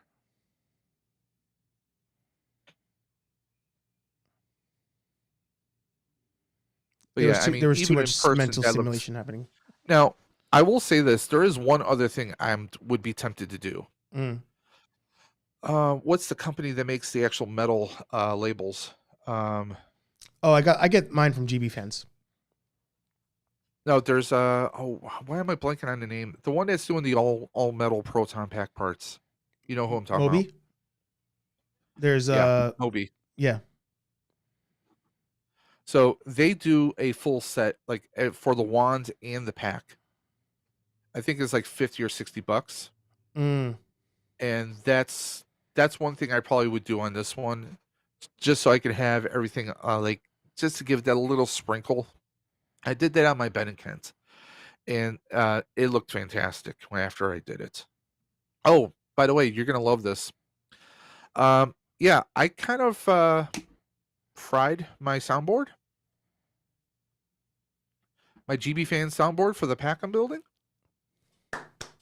I plugged everything. No, here's the thing. The lights are still working. I don't have a speaker. I have speakers coming in tomorrow. When I plugged everything in, it started to burn. Yes. Welcome to the club. Okay. So it happens. Now, I'm talking with the manufacturer, obviously, Doug, Ghostface, or Ghost Labs. So I'm talking to him about possible ways to salvage it. I've got my speaker coming in tomorrow. I'm going to do a test to see if there's sound. If there's sound, I'm saved. If not, we're talking about a couple different potential workarounds to see if there's some. I mean, the lights, electronics work perfectly fine. There's just no sound. Oh, all right. That's a really But good. I don't have a speaker to test sound as it is. Yeah. But the irony is there's a small little chip, which is the amplifier, right? Yep. Okay. What kind of proton pack am I building, Archer? Back to the Future. Okay. Back to the Future 3. When Marty has to go back to 1885, what happens? Doc has to replace the time circuit control microchip, a small little chip, and it winds up being this big box that sits on top of the hood of the car. So the irony is I have to replace a small microchip. So I'm like, okay. I'm like, oh, I'll roll with it. Yeah. But yeah, I'm at the stage where right now the pack is in 3 different parts, and I'm going to be merging those parts this weekend. I bought my screen mesh for like the end filter and everything else. Yep. If I can turn my neck, I had to redo the bumper, but there you go. I actually like this version of the bumper. I figured, because I was going to do it on the side here, but then I moved Mr. Fusion. Mr. Fusion is going on the top of the pack. So he's out of sight, out of mind. Also, a lot of people kind of chimed and mentioned to me, like, hey, isn't that going to be kind of tall? Aren't you going to be hitting your head on it? And I'm like, no, I'm not going to be hitting my head. But working on some of the other parts. So I love this metal filament. But yeah, so hopefully I'm actually hoping to get some of the electronics in this weekend possibly. But obviously I have to hold off on that $80 soundboard, which is not cheap. So I'm not psyched about it, but I'm working with Doug on a couple ideas, but fingers crossed that when I plug everything in, that it's going to be working. And I'm debating whether or not I'm going to put the muzzle on. Where's the other one? Yeah, I have a brass one as well. And of course, I'm going to do the nice.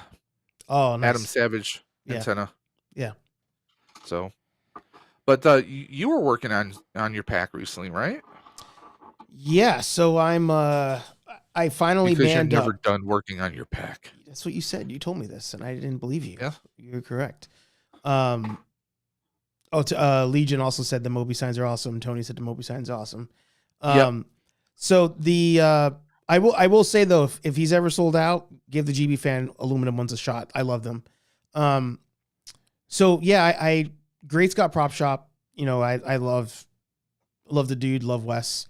Yeah. Love his mods. So I got the Ion Arm mod from him for the Spirit full size, and I sat on it forever because I was just afraid to do it. Did it hurt? No. So here's I'm gonna pull up this video. Shameless plug. Yes, never shameless. I will always promote.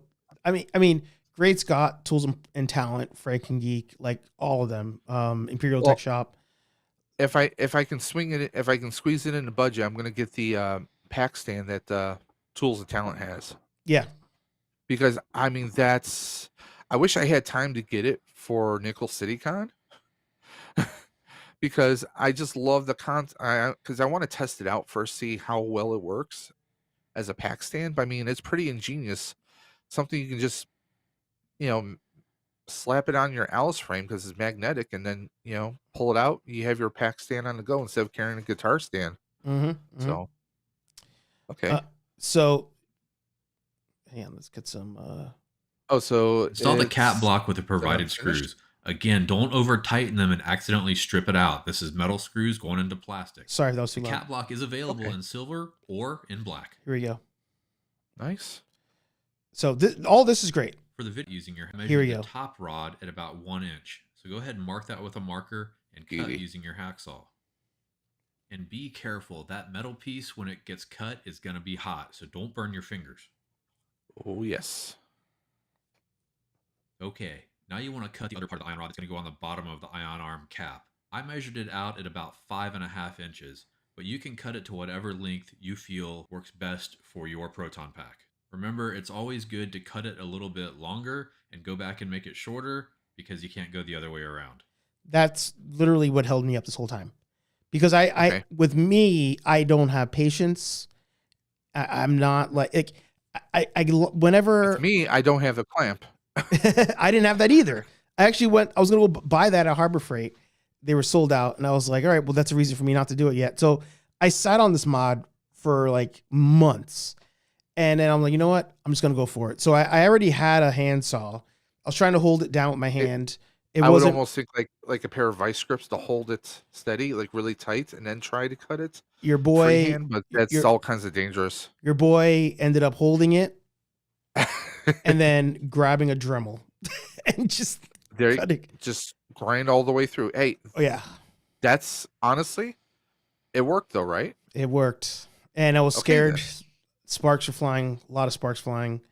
But I was just afraid of damaging the iron arm because it's a real Yeah. metal piece. Like it's actually Yeah. really good quality iron arm. It just But see, I would prefer something like that you have on the screen to the 3D printed piece because guess what?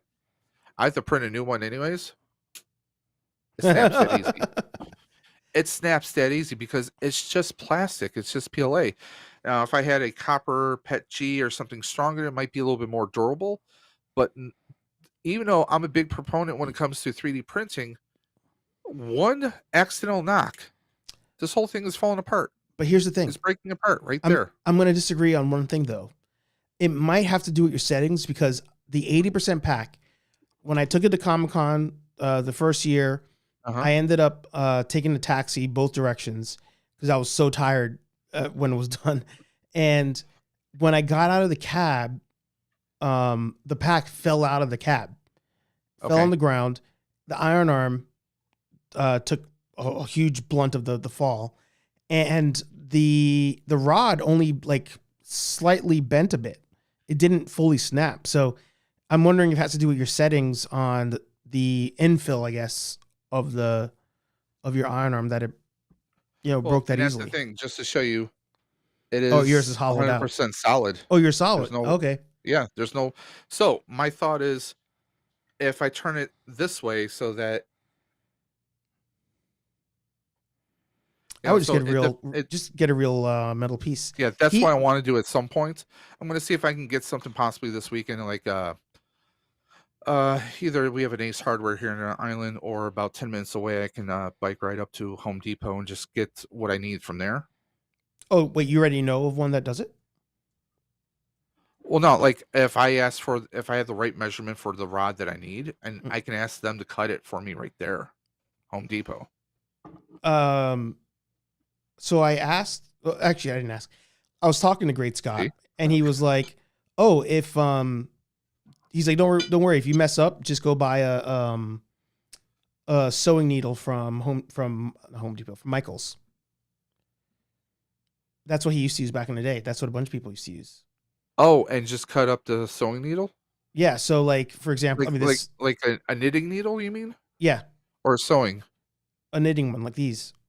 They Okay. sell thick ones, and I guess one of the thick ones kind of Yeah. fits that diameter of the spirit. Okay. I think it's like a 1-inch diameter.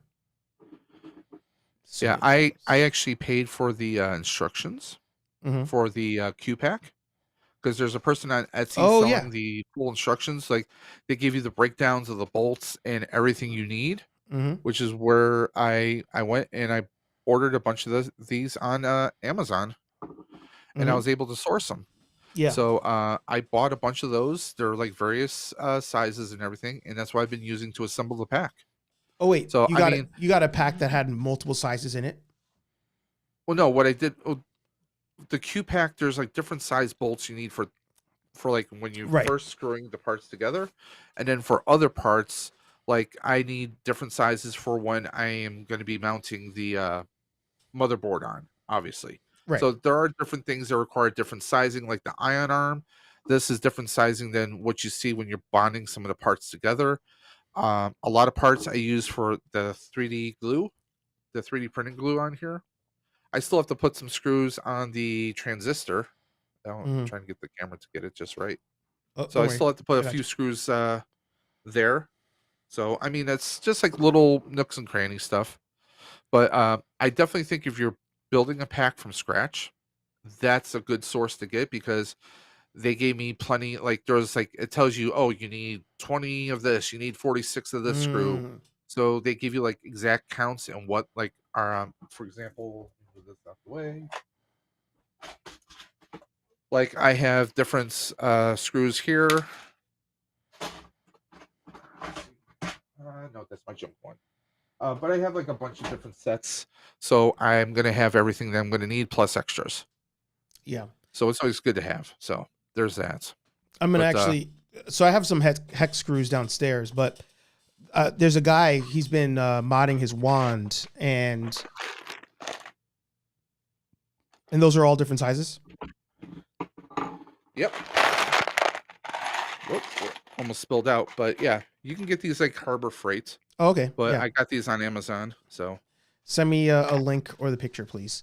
There's Yeah. this guy. He's modding his Afterlife wand, right, or 84 wand right now. yeah, And one of the mods I didn't think of doing was he's drilling out all the fake hex screws on his wand to put in the real hex screws. And I was like, oh, that's a fun mod I could do. So I have some hex screws downstairs. I don't know if they're all the right size or not. and But even if they're not, even like if the screws aren't long enough to catch anything, a little bit of glue, yeah, some hot glue, some epoxy on the inside. Bob's your uncle. But if you want to weather them, one of my spirit packs I had a couple years ago, I weathered my bolts, the hex screws. Mhm. I just stuck them in a small little like container with water, let it sit outside for about 3 or 4 days. Mm-hmm. Let nature do its Worked. thing. Yep, and they nice rust, and they still screwed in. Yeah, So it worked. yeah, So yeah, I mean you could do something like that. Even if you had some corrosion on the actual threaded part, take the steel wool brush, scrape out that rust, and just leave the cap head rusted, so it gives you a nice weathered look. yeah. So I know I said last thing before, but this time I mean last thing. he's for sure. We didn't talk about these guys here, the rooftop 4-pack. You know, I speculated what I thought the 4-pack would be. I was wrong. I'm holding off I think so too. because, I mean, yes, they are slightly different sculpts. We get, particle streams for each of them. Don't get me wrong, they look good, but here's another thing. The pack is already going to be 3 plus tax, right? March 1st. Guess when this is slated to come out? March 1st. Yeah. So you're looking at 400 plus tax for this in the pack. So Less than you buying 4 of the freaking Mondos. yeah, it is. And honestly, I mean, when it comes down to it, I'm going to hold off. I don't think these are going to sell out. Hell, I'm not trying to curse anybody. I'm not swearing, but this might still be something that pops up on Hasbro outlet at some point or at Ollie's or something. You just never know. Yeah. I hate to say that, but I think these look good. But I'm also going to throw this out there. You mentioned Mondo. They launched Winston.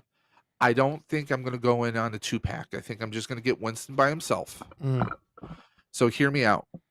We see a lot of people like Geek Dad Life and many others praising the figures. Don't get me wrong. I think they look great quality. I had the Mondo Gambit before at 1/6 scale.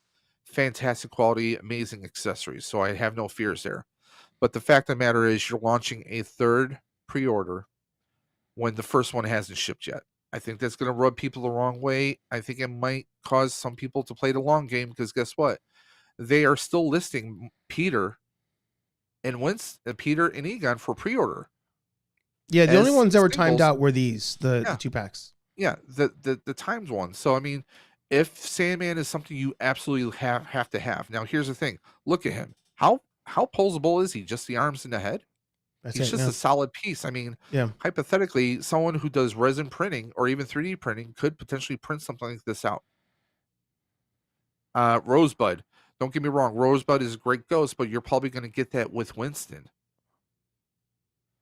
So you're good. I think you would be good and safe getting that. That's a lot better paying 101 than paying 200, Mm-hmm. especially since what Venkman's now pushed all the way back to what, August, or was it September? August. September, I think. August. August, okay. But we were supposed to get him at the end of May. Now he was supposed to be June. Now it's being told August. Um, my personal opinion, that's not a good look. It's not a great look. And who's to say that Egon isn't going to be pushed back further now as well? Mm-hmm. Because if they had to push Venkman back, it stands to reason they're going to have to push Egon back. So what are you going to do? Are you actually going to ship out your second figure before the first figure ships out? No, not at all. That doesn't make sense. Do you by think that do you think logic, the I delay they're going to push it back. do you think the delay is actually manufacturing or is it the tariff? I'm gonna say this. I want to say it might be manufacturing, because I think that's how the is it worst that- case scenario. how is it that they have these samples that they were able to send out to like Geek Dead Life, yes, have some podcasts and a few others. Mm-hmm.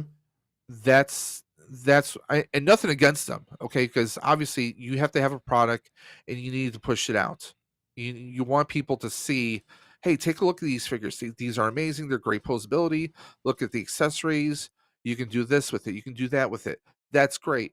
But when we were told, hey, it's going to be in May, well, May went and gone. Now June. Oh, it's going to be coming out in June. Now we're nope. You're not even going to get this. You're going to have to wait until September. That's not. I don't think it's a good look. I mean, they could sit there and say, "Oh, this is tariffs," or "Hey, it's manufacturing." I think it's manufacturing. How else would they have these products if it was tariffs? Would they have these product samples or these products out for people already? I mean, I don't know enough about tariffs, so I can't speak to it, but I don't think it's a tariff issue. I really don't think that, because people are getting all their other ones, like of their other lines, the Batman, the X-Men stuff. People have been getting with no troubles. People are still ordering that stuff and they're getting it right now, but the real Ghostbusters not so much. So that makes me think it's more of an issue with this line. Bro, if I it's mean, if manufacturing is the actual issue, then there's a big effing problem. yes, That is a I'm huge wondering. problem. I'm wondering if they found out that there are some QC issues and they're scrapping those, and now they're trying to correct that QC issue, and they're like, hey, well, we're going to be shipping this out in a few months. Why do they need the entire summer unless they need to replace a crap ton of stock, potentially speaking? I'm telling you, man, that yes have some video. There was a lot of hesitation on bending joints in that video, and I know the Geek Yeah. Tag Life video, And- he had stuff bent. Yeah. I feel like it was off camera when he bent them. I think, like, as far as like, yes, have some, and I can't speak for them 100%.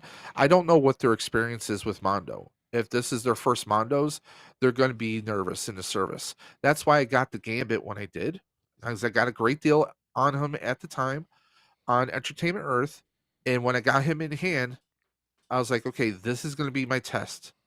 This is going to be the determination on whether or not I'm going to go for Venkman and everything else. I was very nervous.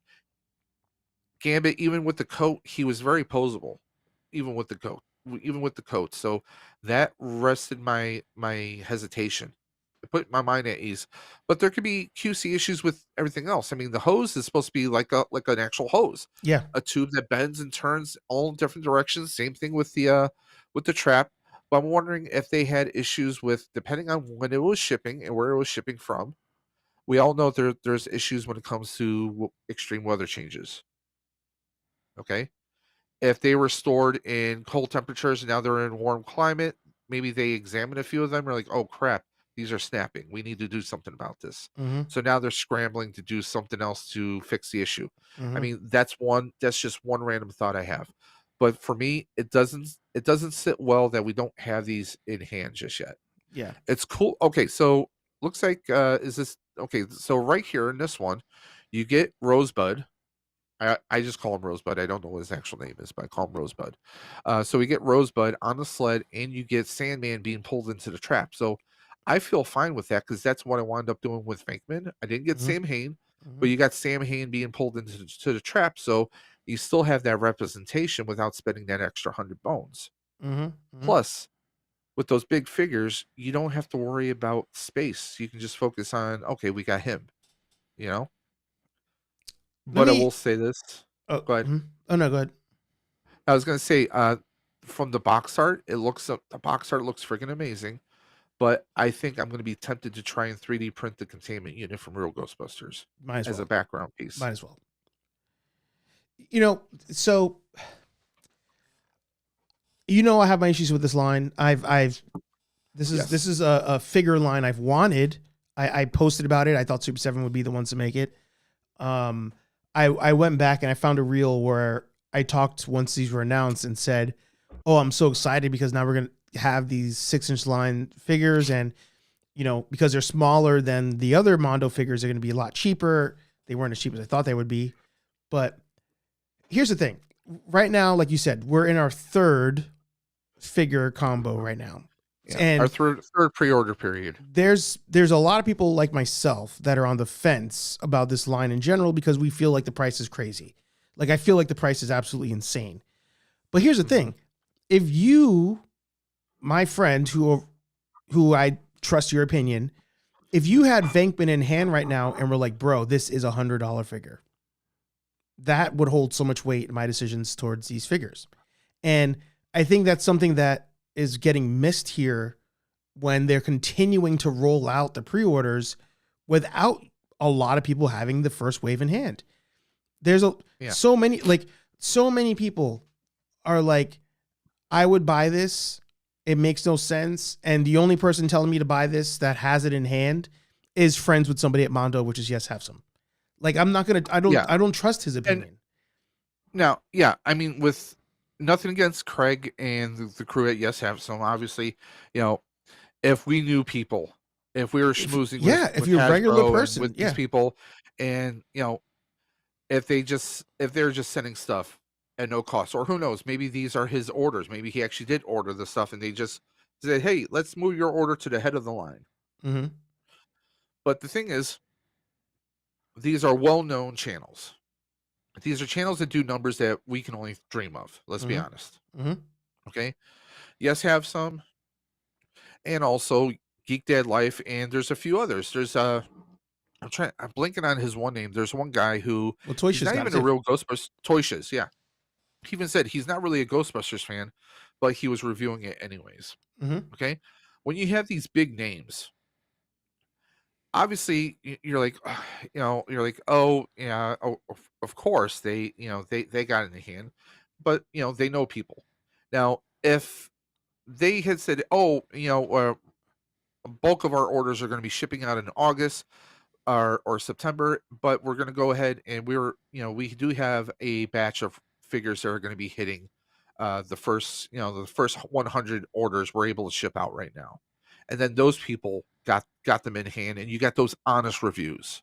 Mm-hmm. Like, hey, oh, this joint feels good, or wait a minute, this ankle feels like it's a little too loose. It almost feels like a McFarlane. If we want people like ourselves who are active collectors, people who go on the hunts, people who are struggling because they want that figure in a line, we want those honest opinions, not those scripted. And with all due respect, we're not looking for shill opinions. Mm-hmm.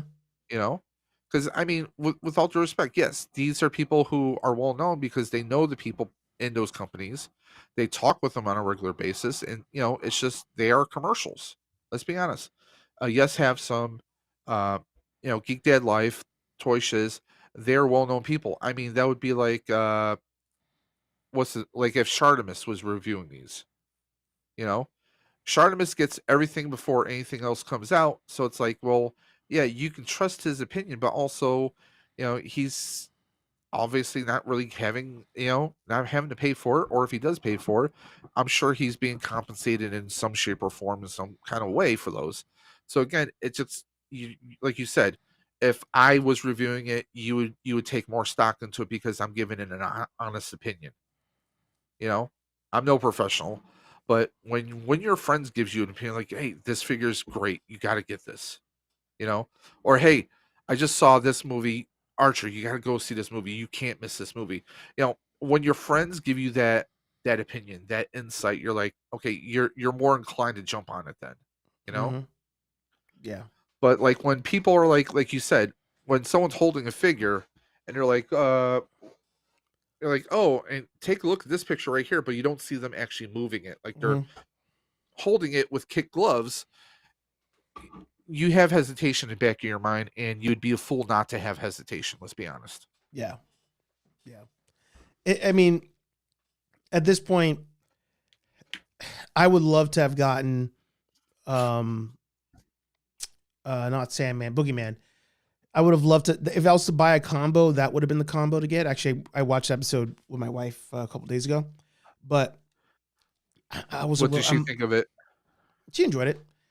I can't gamble it. I still have reservations on Ray coming out. I mean, at this point, he And will. I feel like he who's Ray might, going to but be paired with? The Grendel? I I don't mean, even know. are they going to do? If this does well, is Mondo going to do? I mean, are they going to do a Stay Puff? You know? They could do Mookley. They can literally, Yeah. because I I mean, you already have I'm an intro Ghost. You might as well intro Ghost They Mookley as could well. even do a pack of ghosts of Yeah. the remaining intro ghosts. Yeah. I mean, there's a lot they can do. I think a pack of ghosts would actually sell pretty well, just Mhm. like we've said before. Like McFarlane did the gun packs that you Yeah. could get for a short time. The munitions. Give Yeah. us accessory packs. I mean, there's a lot of things they can do. I mean, like you said, Boogeyman. That's the 1-2 pack I did do the 2 pack for. Yeah. Yeah. You know, I mean, because for me, that's an iconic baddie versus Egon. For me, for the canon and everything, that was something I couldn't miss out on. Would I like to get Sandman? Sure, it would be Thanks for coming cool. back to the But I would almost think like if they would have thrown in Dreamland Janine as a Ghostbuster, that could have been pretty cool too. You Yeah. know, because even with the Ectoglow, we know that there's no Janine in sight for the foreseeable future. Fingers crossed that they actually do it sometimes next year. But I mean, that's the thing. It's like it's going to be interesting to see Hey everybody, welcome. what the actual quality is going to be if and when we actually get the figures.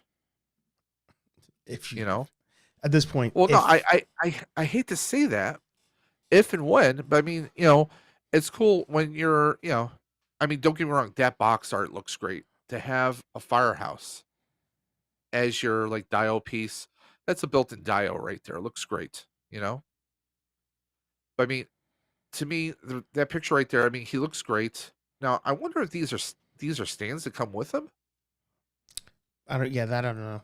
I don't think so. because I mean, if it was, I mean, that's why so many people liked McFarlane for the most part. You got some stands there.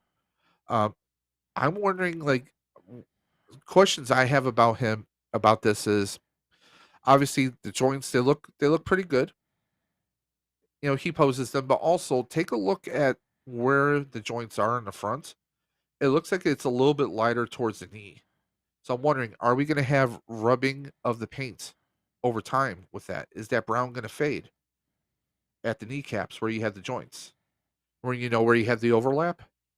Are we going to have is some of that paint going to rub, or will that stay that way for years to come?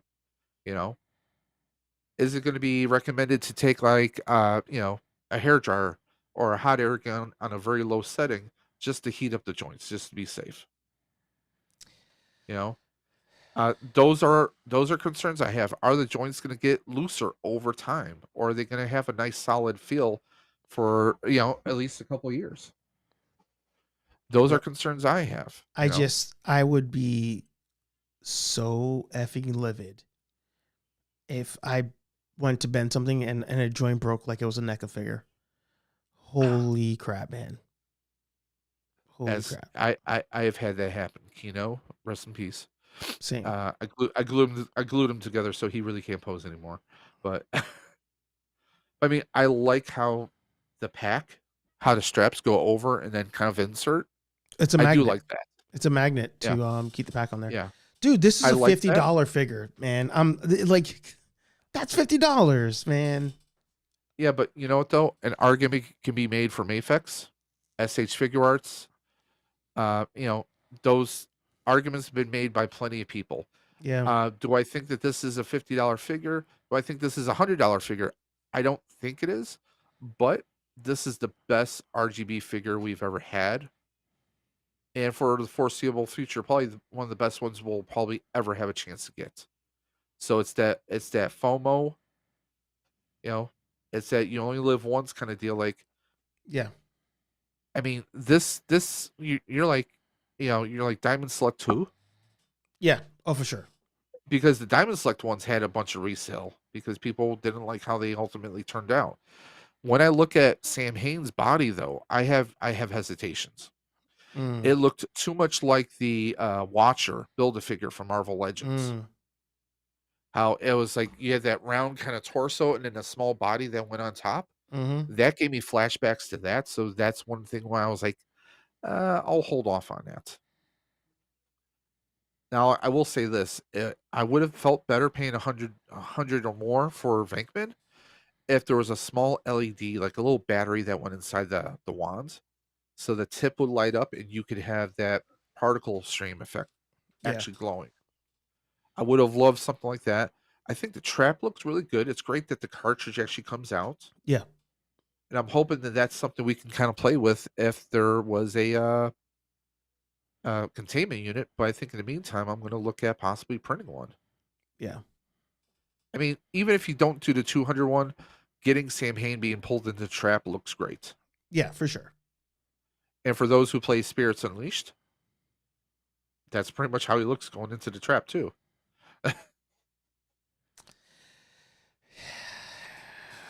Bug Guy Ghost, we get a bunch of cardboard pieces there. I mean, I don't.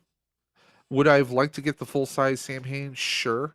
He takes up a lot of real estate though, compared to the figure, compared to Venkman, he takes up a lot of real estate. And let's be honest, a lot of us are trying to find room for the stuff we want to collect right now, anyways.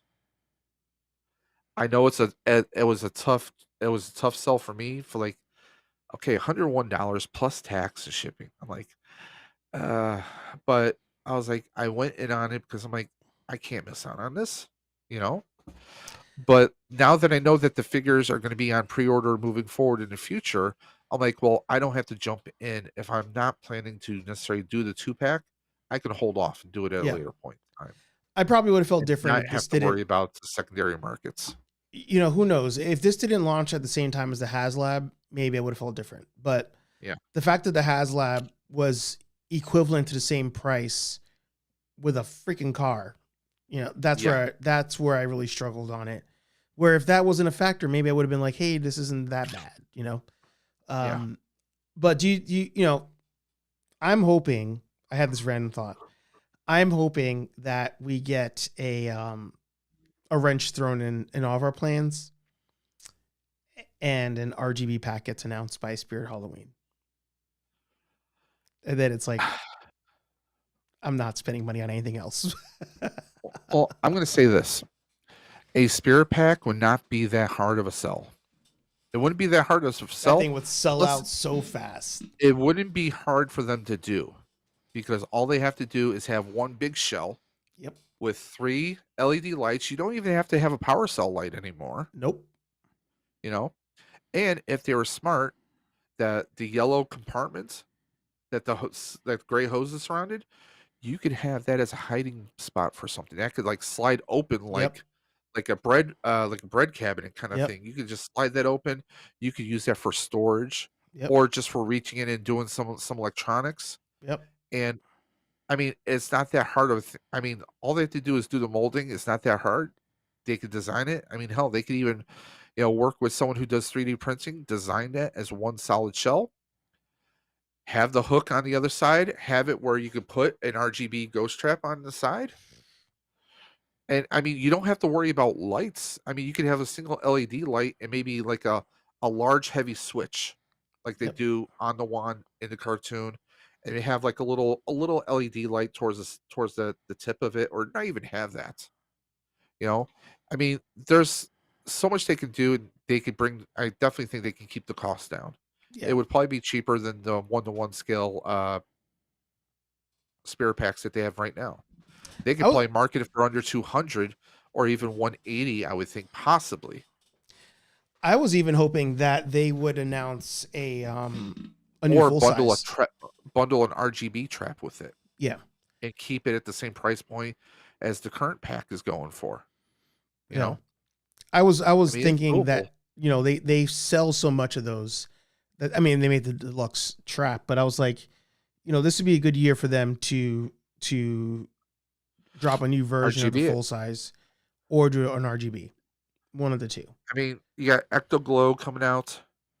I mean, retro is back again. I mean, look at Mask, and there's so like Brave Star, and just so much retro goodness that's coming out that I think that would be a home run. It'd be a grand slam for you. Yeah. So Nice. Well, dude, this was fun. I'm glad we got a Yes, chance sir. to run through all that at the end. Before we leave, anything you want to plug?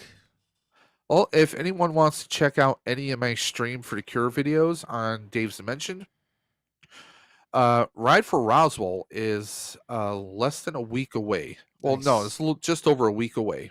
On Saturday the 28th, I will be doing a rural kind of countryside path. It's going to be 35 miles. But if you want to still donate to the Ride for Roswell, just go to Dave's Dimension, look up Stream for the Cure. You'll find the links to the Ride for Roswell donation page and make a donation. The donation page will be open for quite some time, but just go to, and you can just type in Stream for the Cure, go right to the links in the video description below, and go ahead and check it out. But also don't forget, every Friday night at 9 p.m. Easternish on the Outer Dimensions YouTube channel, and also on Dave's Dimensions simultaneously, and Dre the Geek Dad, we do the Outer Dimensions podcast. And this week we're going to be comparing some retro shows to their current remakes. So that's always a fun one. I believe we're going to have I want to say Allison Troy's going to be joining us again. Nice. And we're looking at, I think we have one or two other guests who might be joining us. Plus, we're taping a special show this week, like I mentioned, where we're going to be talking wrestler and wrestler movies. Not wrestler movies, but movies featuring wrestlers, our top Right. picks. Right. And we have quite a large plethora of choices to pull from. So join us then. But that's pretty much all I have going on right now, because I was sick this week, and also I've been spending a lot of my time working on the pack, not recording, but working on my Flux pack. I've really haven't been recording stuff. I've been taking a few pictures here and there, but I will be doing an update video soon, and I'm also going to be releasing a video talking about the channel and the current state of the channel. So stay tuned. Nice. I encourage you guys to make sure you follow and subscribe to Dave. I There you will. go. Some of my electronics right there. Yeah. One of the things I enjoyed this week when I was doing the mods to my pack was just like not being concerned about recording it, just enjoying it as a hobby and not as a job. And I feel like a lot of times when we're worried about angles and lighting and this and that, it becomes more work. And sometimes just doing a mod while watching TV is just where it's at. So yeah, I mean, after GB Day, the fiasco I had with losing a lot of the footage, I honestly, I'll be honest, I kind of feel kind of content creating drained. Yeah. I'm even second guessing myself in some respects. I mean, the Outer Dimension's definitely not going away. Me and Dre have a great time when we're chopping up films. Uh, but some of my content with Dave's Dimension may be shifting, so we'll see what happens with that. I mean, I have a lot of 3D printing projects I got coming through the pipeline, so might be focusing on that. I still want to do some game streams, so we'll see what happens. I may even switch and jump over to Twitch for that. We'll see. Yeah. Yeah. Because YouTube with video games is kind of hard. It's kind of hard to do it, especially with the copyrights. When any video game you're playing, the copyright hits just keep on coming. So. My brother-in-law's son, actually, he's a streamer. I found him via YouTube suggestion, and I was like, oh, I know him. He streams. He has 2 channels. Seems to be doing it full time now. Yeah. And he dropped a video this week on his kind of like instructional channel, and I was like, yeah, that's something I agree with, and I've learned, when you do gaming, you're not going to get new subscribers from the stream. The new subscribers come from you creating shorts and clips from the stream. That's where you start to get that momentum. So I learned it by, playing Ghost of Tsushima, doing that for a couple weekends. And, you would be there. A couple other people would drop in from time to time. Yeah. But I got like no new subs, no new follows, no new comments in a full like 4-hour stream versus, 20-minute clips or shorts from a stream. Well, I mean, it's like ESPN. Do you watch an entire 4-hour game, or do you go to the highlights? Exactly. A lot of people go to the highlights, but they're like, hey, wait a minute. Wow, this looked like it was a pretty good game. Now they might go back and actually watch. Now they go back. Yeah. Yeah. Same thing with wrestling. Same thing with everything. I mean, you get that like, wait a minute, like, oh, I've seen this suggestion before, but you caught the clip. Maybe they thought you said something really funny, or they really liked you. So hey, let me go check this person out now. Yeah. So I mean, it is sound advice. The only thing I don't like is, like you mentioned, your friend's son has a channel, but then you checked out his instructional channel. It's 2. So it's like you have to have multiple channels, and that's just, for me, it's like, for some of us, it's mentally draining to do one channel, let alone multiple channels, and then trying to plan out the content so you stay within the algorithm. But it almost seems like a lot of times game streams are constantly getting people watching, like on Twitch, because that platform's really meant for it. Exactly. I mean, hell, there's even a guy, Chris Perillo, who does a stream where it's a 24-hour stream. He resets the stream like every 8 or so hours on Twitch. It's all 3D printing. It's not people talking about 3D printing. He might be moderating and talking, but for the most part, it's like one big StreamYard screen of like maybe 6, 10, 12 people, and it's just videos of each of the. There you go. Let me fix that. All it is the cameras from their printers printing. That's all it is. Yet people are watching it. This guy has probably about 20 or 30 people at any given time, maybe 50 to 80 sometimes watching. And that's the thing. It's like, it's weird what the algorithm suggests, and it's, it's just, you kind of just have to figure out what's going on. I mean, like right now, monetary wise, with the con happening this summer that we're going to at the end of the summer, how much I have to spend for that, and they're adding more people I can't pass up on. It's like, I don't have money to buy figures. I don't have really the space to do. I mean, I even sold a bunch of my Hot Toys to afford what I'm going to do later this year. So it's like, well, what kind of content am I going to do now? Yeah.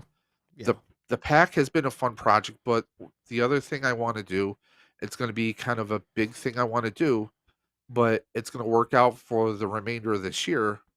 And it might be the fun project I do, but we'll see what happens. It's just, you just have to find that rhythm. Like you got those shorts going, and it seems to be like, like you got, instead of Nerdy Coffee, you got your shorts on. It's still Nerdy Coffee in a way, but it's more, one-on-one. It's, it's Mr. Archer's neighborhood. Yeah. Yeah. Just gotta try different things, You have to. That's life. Well, I appreciate it. Always a pleasure to have you on the stream. And yeah, make Yes, sure you guys sir. give Dave a follow if you are not following already. But I assume you are. If you're here, you probably already know Dave. But just in case, give him a subscribe. And ironically, I haven't put out any new videos. Like I did a stream the week before, Mm. and I've gained some subscribers this past week. Believe it or not, See, there you go. You never know. it's weird. Watch hours not so much. I've lost over 1,000 watch hours. Yeah, Because no, no that videos for happens. like 2 weeks. So hey, it is what it is. Oh, wait. I forgot the last question. Once the 84 is in hand, what is going to be your con pack? Well, see, that's the thing. Con pack is going to be very interesting because, like, when I do my regular ghost busting, right now the HasLab is technically disassembled. I need to touch up a few things because I have a con to work. Not this weekend, but the weekend after. Same weekend of Ride for Roswell. I'm doing a con at Nickel City Con here in Buffalo that Friday. Saturday, I'm doing a Ride for Roswell, 35-mile ride. And then Sunday, we're back at Nickel City Con. So I'm going to be tired. But the HasLab, I'm going to patch up the few things I need to get done real quick. That's going to be my pack for the con. Fan Expo is actually going to be the Flux pack, obviously. And if I go to, casually go, not as an official capacity, but casually go to a con, I think the Back to the Future pack, depending on how it's received, is probably going to be my, pseudo wear to a con, depending on what happens. There you go. So, because the one thing I always say to people is, dress comfortably. Do you want to wear a 50-pound, 40, 50-pound proton pack, or do you want to wear something that's like 15 or 20 pounds? And I mean, not for nothing, with the HasLab, even if some of the wires and cables came off, well, I can replace those. I can replace those and permanently put parts on there where it won't come off in the future. So that's something that I won't have, won't be crying over spilled milk about. But I mean, it's about, being comfortable. I mean, when we go to cons, usually it's hot as hell because you got a couple thousand people in one building. So the body heat, plus if it's like 90 degrees outside on top of that, I mean, I don't need to tell you that. I mean, hell, when you guys go to New York City Comic Con in the fall, it's still pretty hot as hell in that place. Mm-hmm. In certain areas. So I mean, I say go with a light pack. There you go. But also sometimes you want that shock value, which is why I'm rebuilding the Flux pack. And I really think some people, when they see it completed, are going to be like, you are crazy. But I am. There you go. So. All right, nerds. What about you? Oh, it's going to be, it's probably still going to be my spirit pack. I'm not going to lie. But Because we'll see. of if it gets knocked around, hey, it's not the 84, right? And it's light as hell. But yeah, we'll HeyArcher Live every Thursday, 8:15ish p.m. here on Nerd Affiliated. And like Dave said, the Daily Planet every morning during the week, unless I miss a morning. Like, comment, subscribe, talk to all you nerds in the next video. Peace. We're out of here.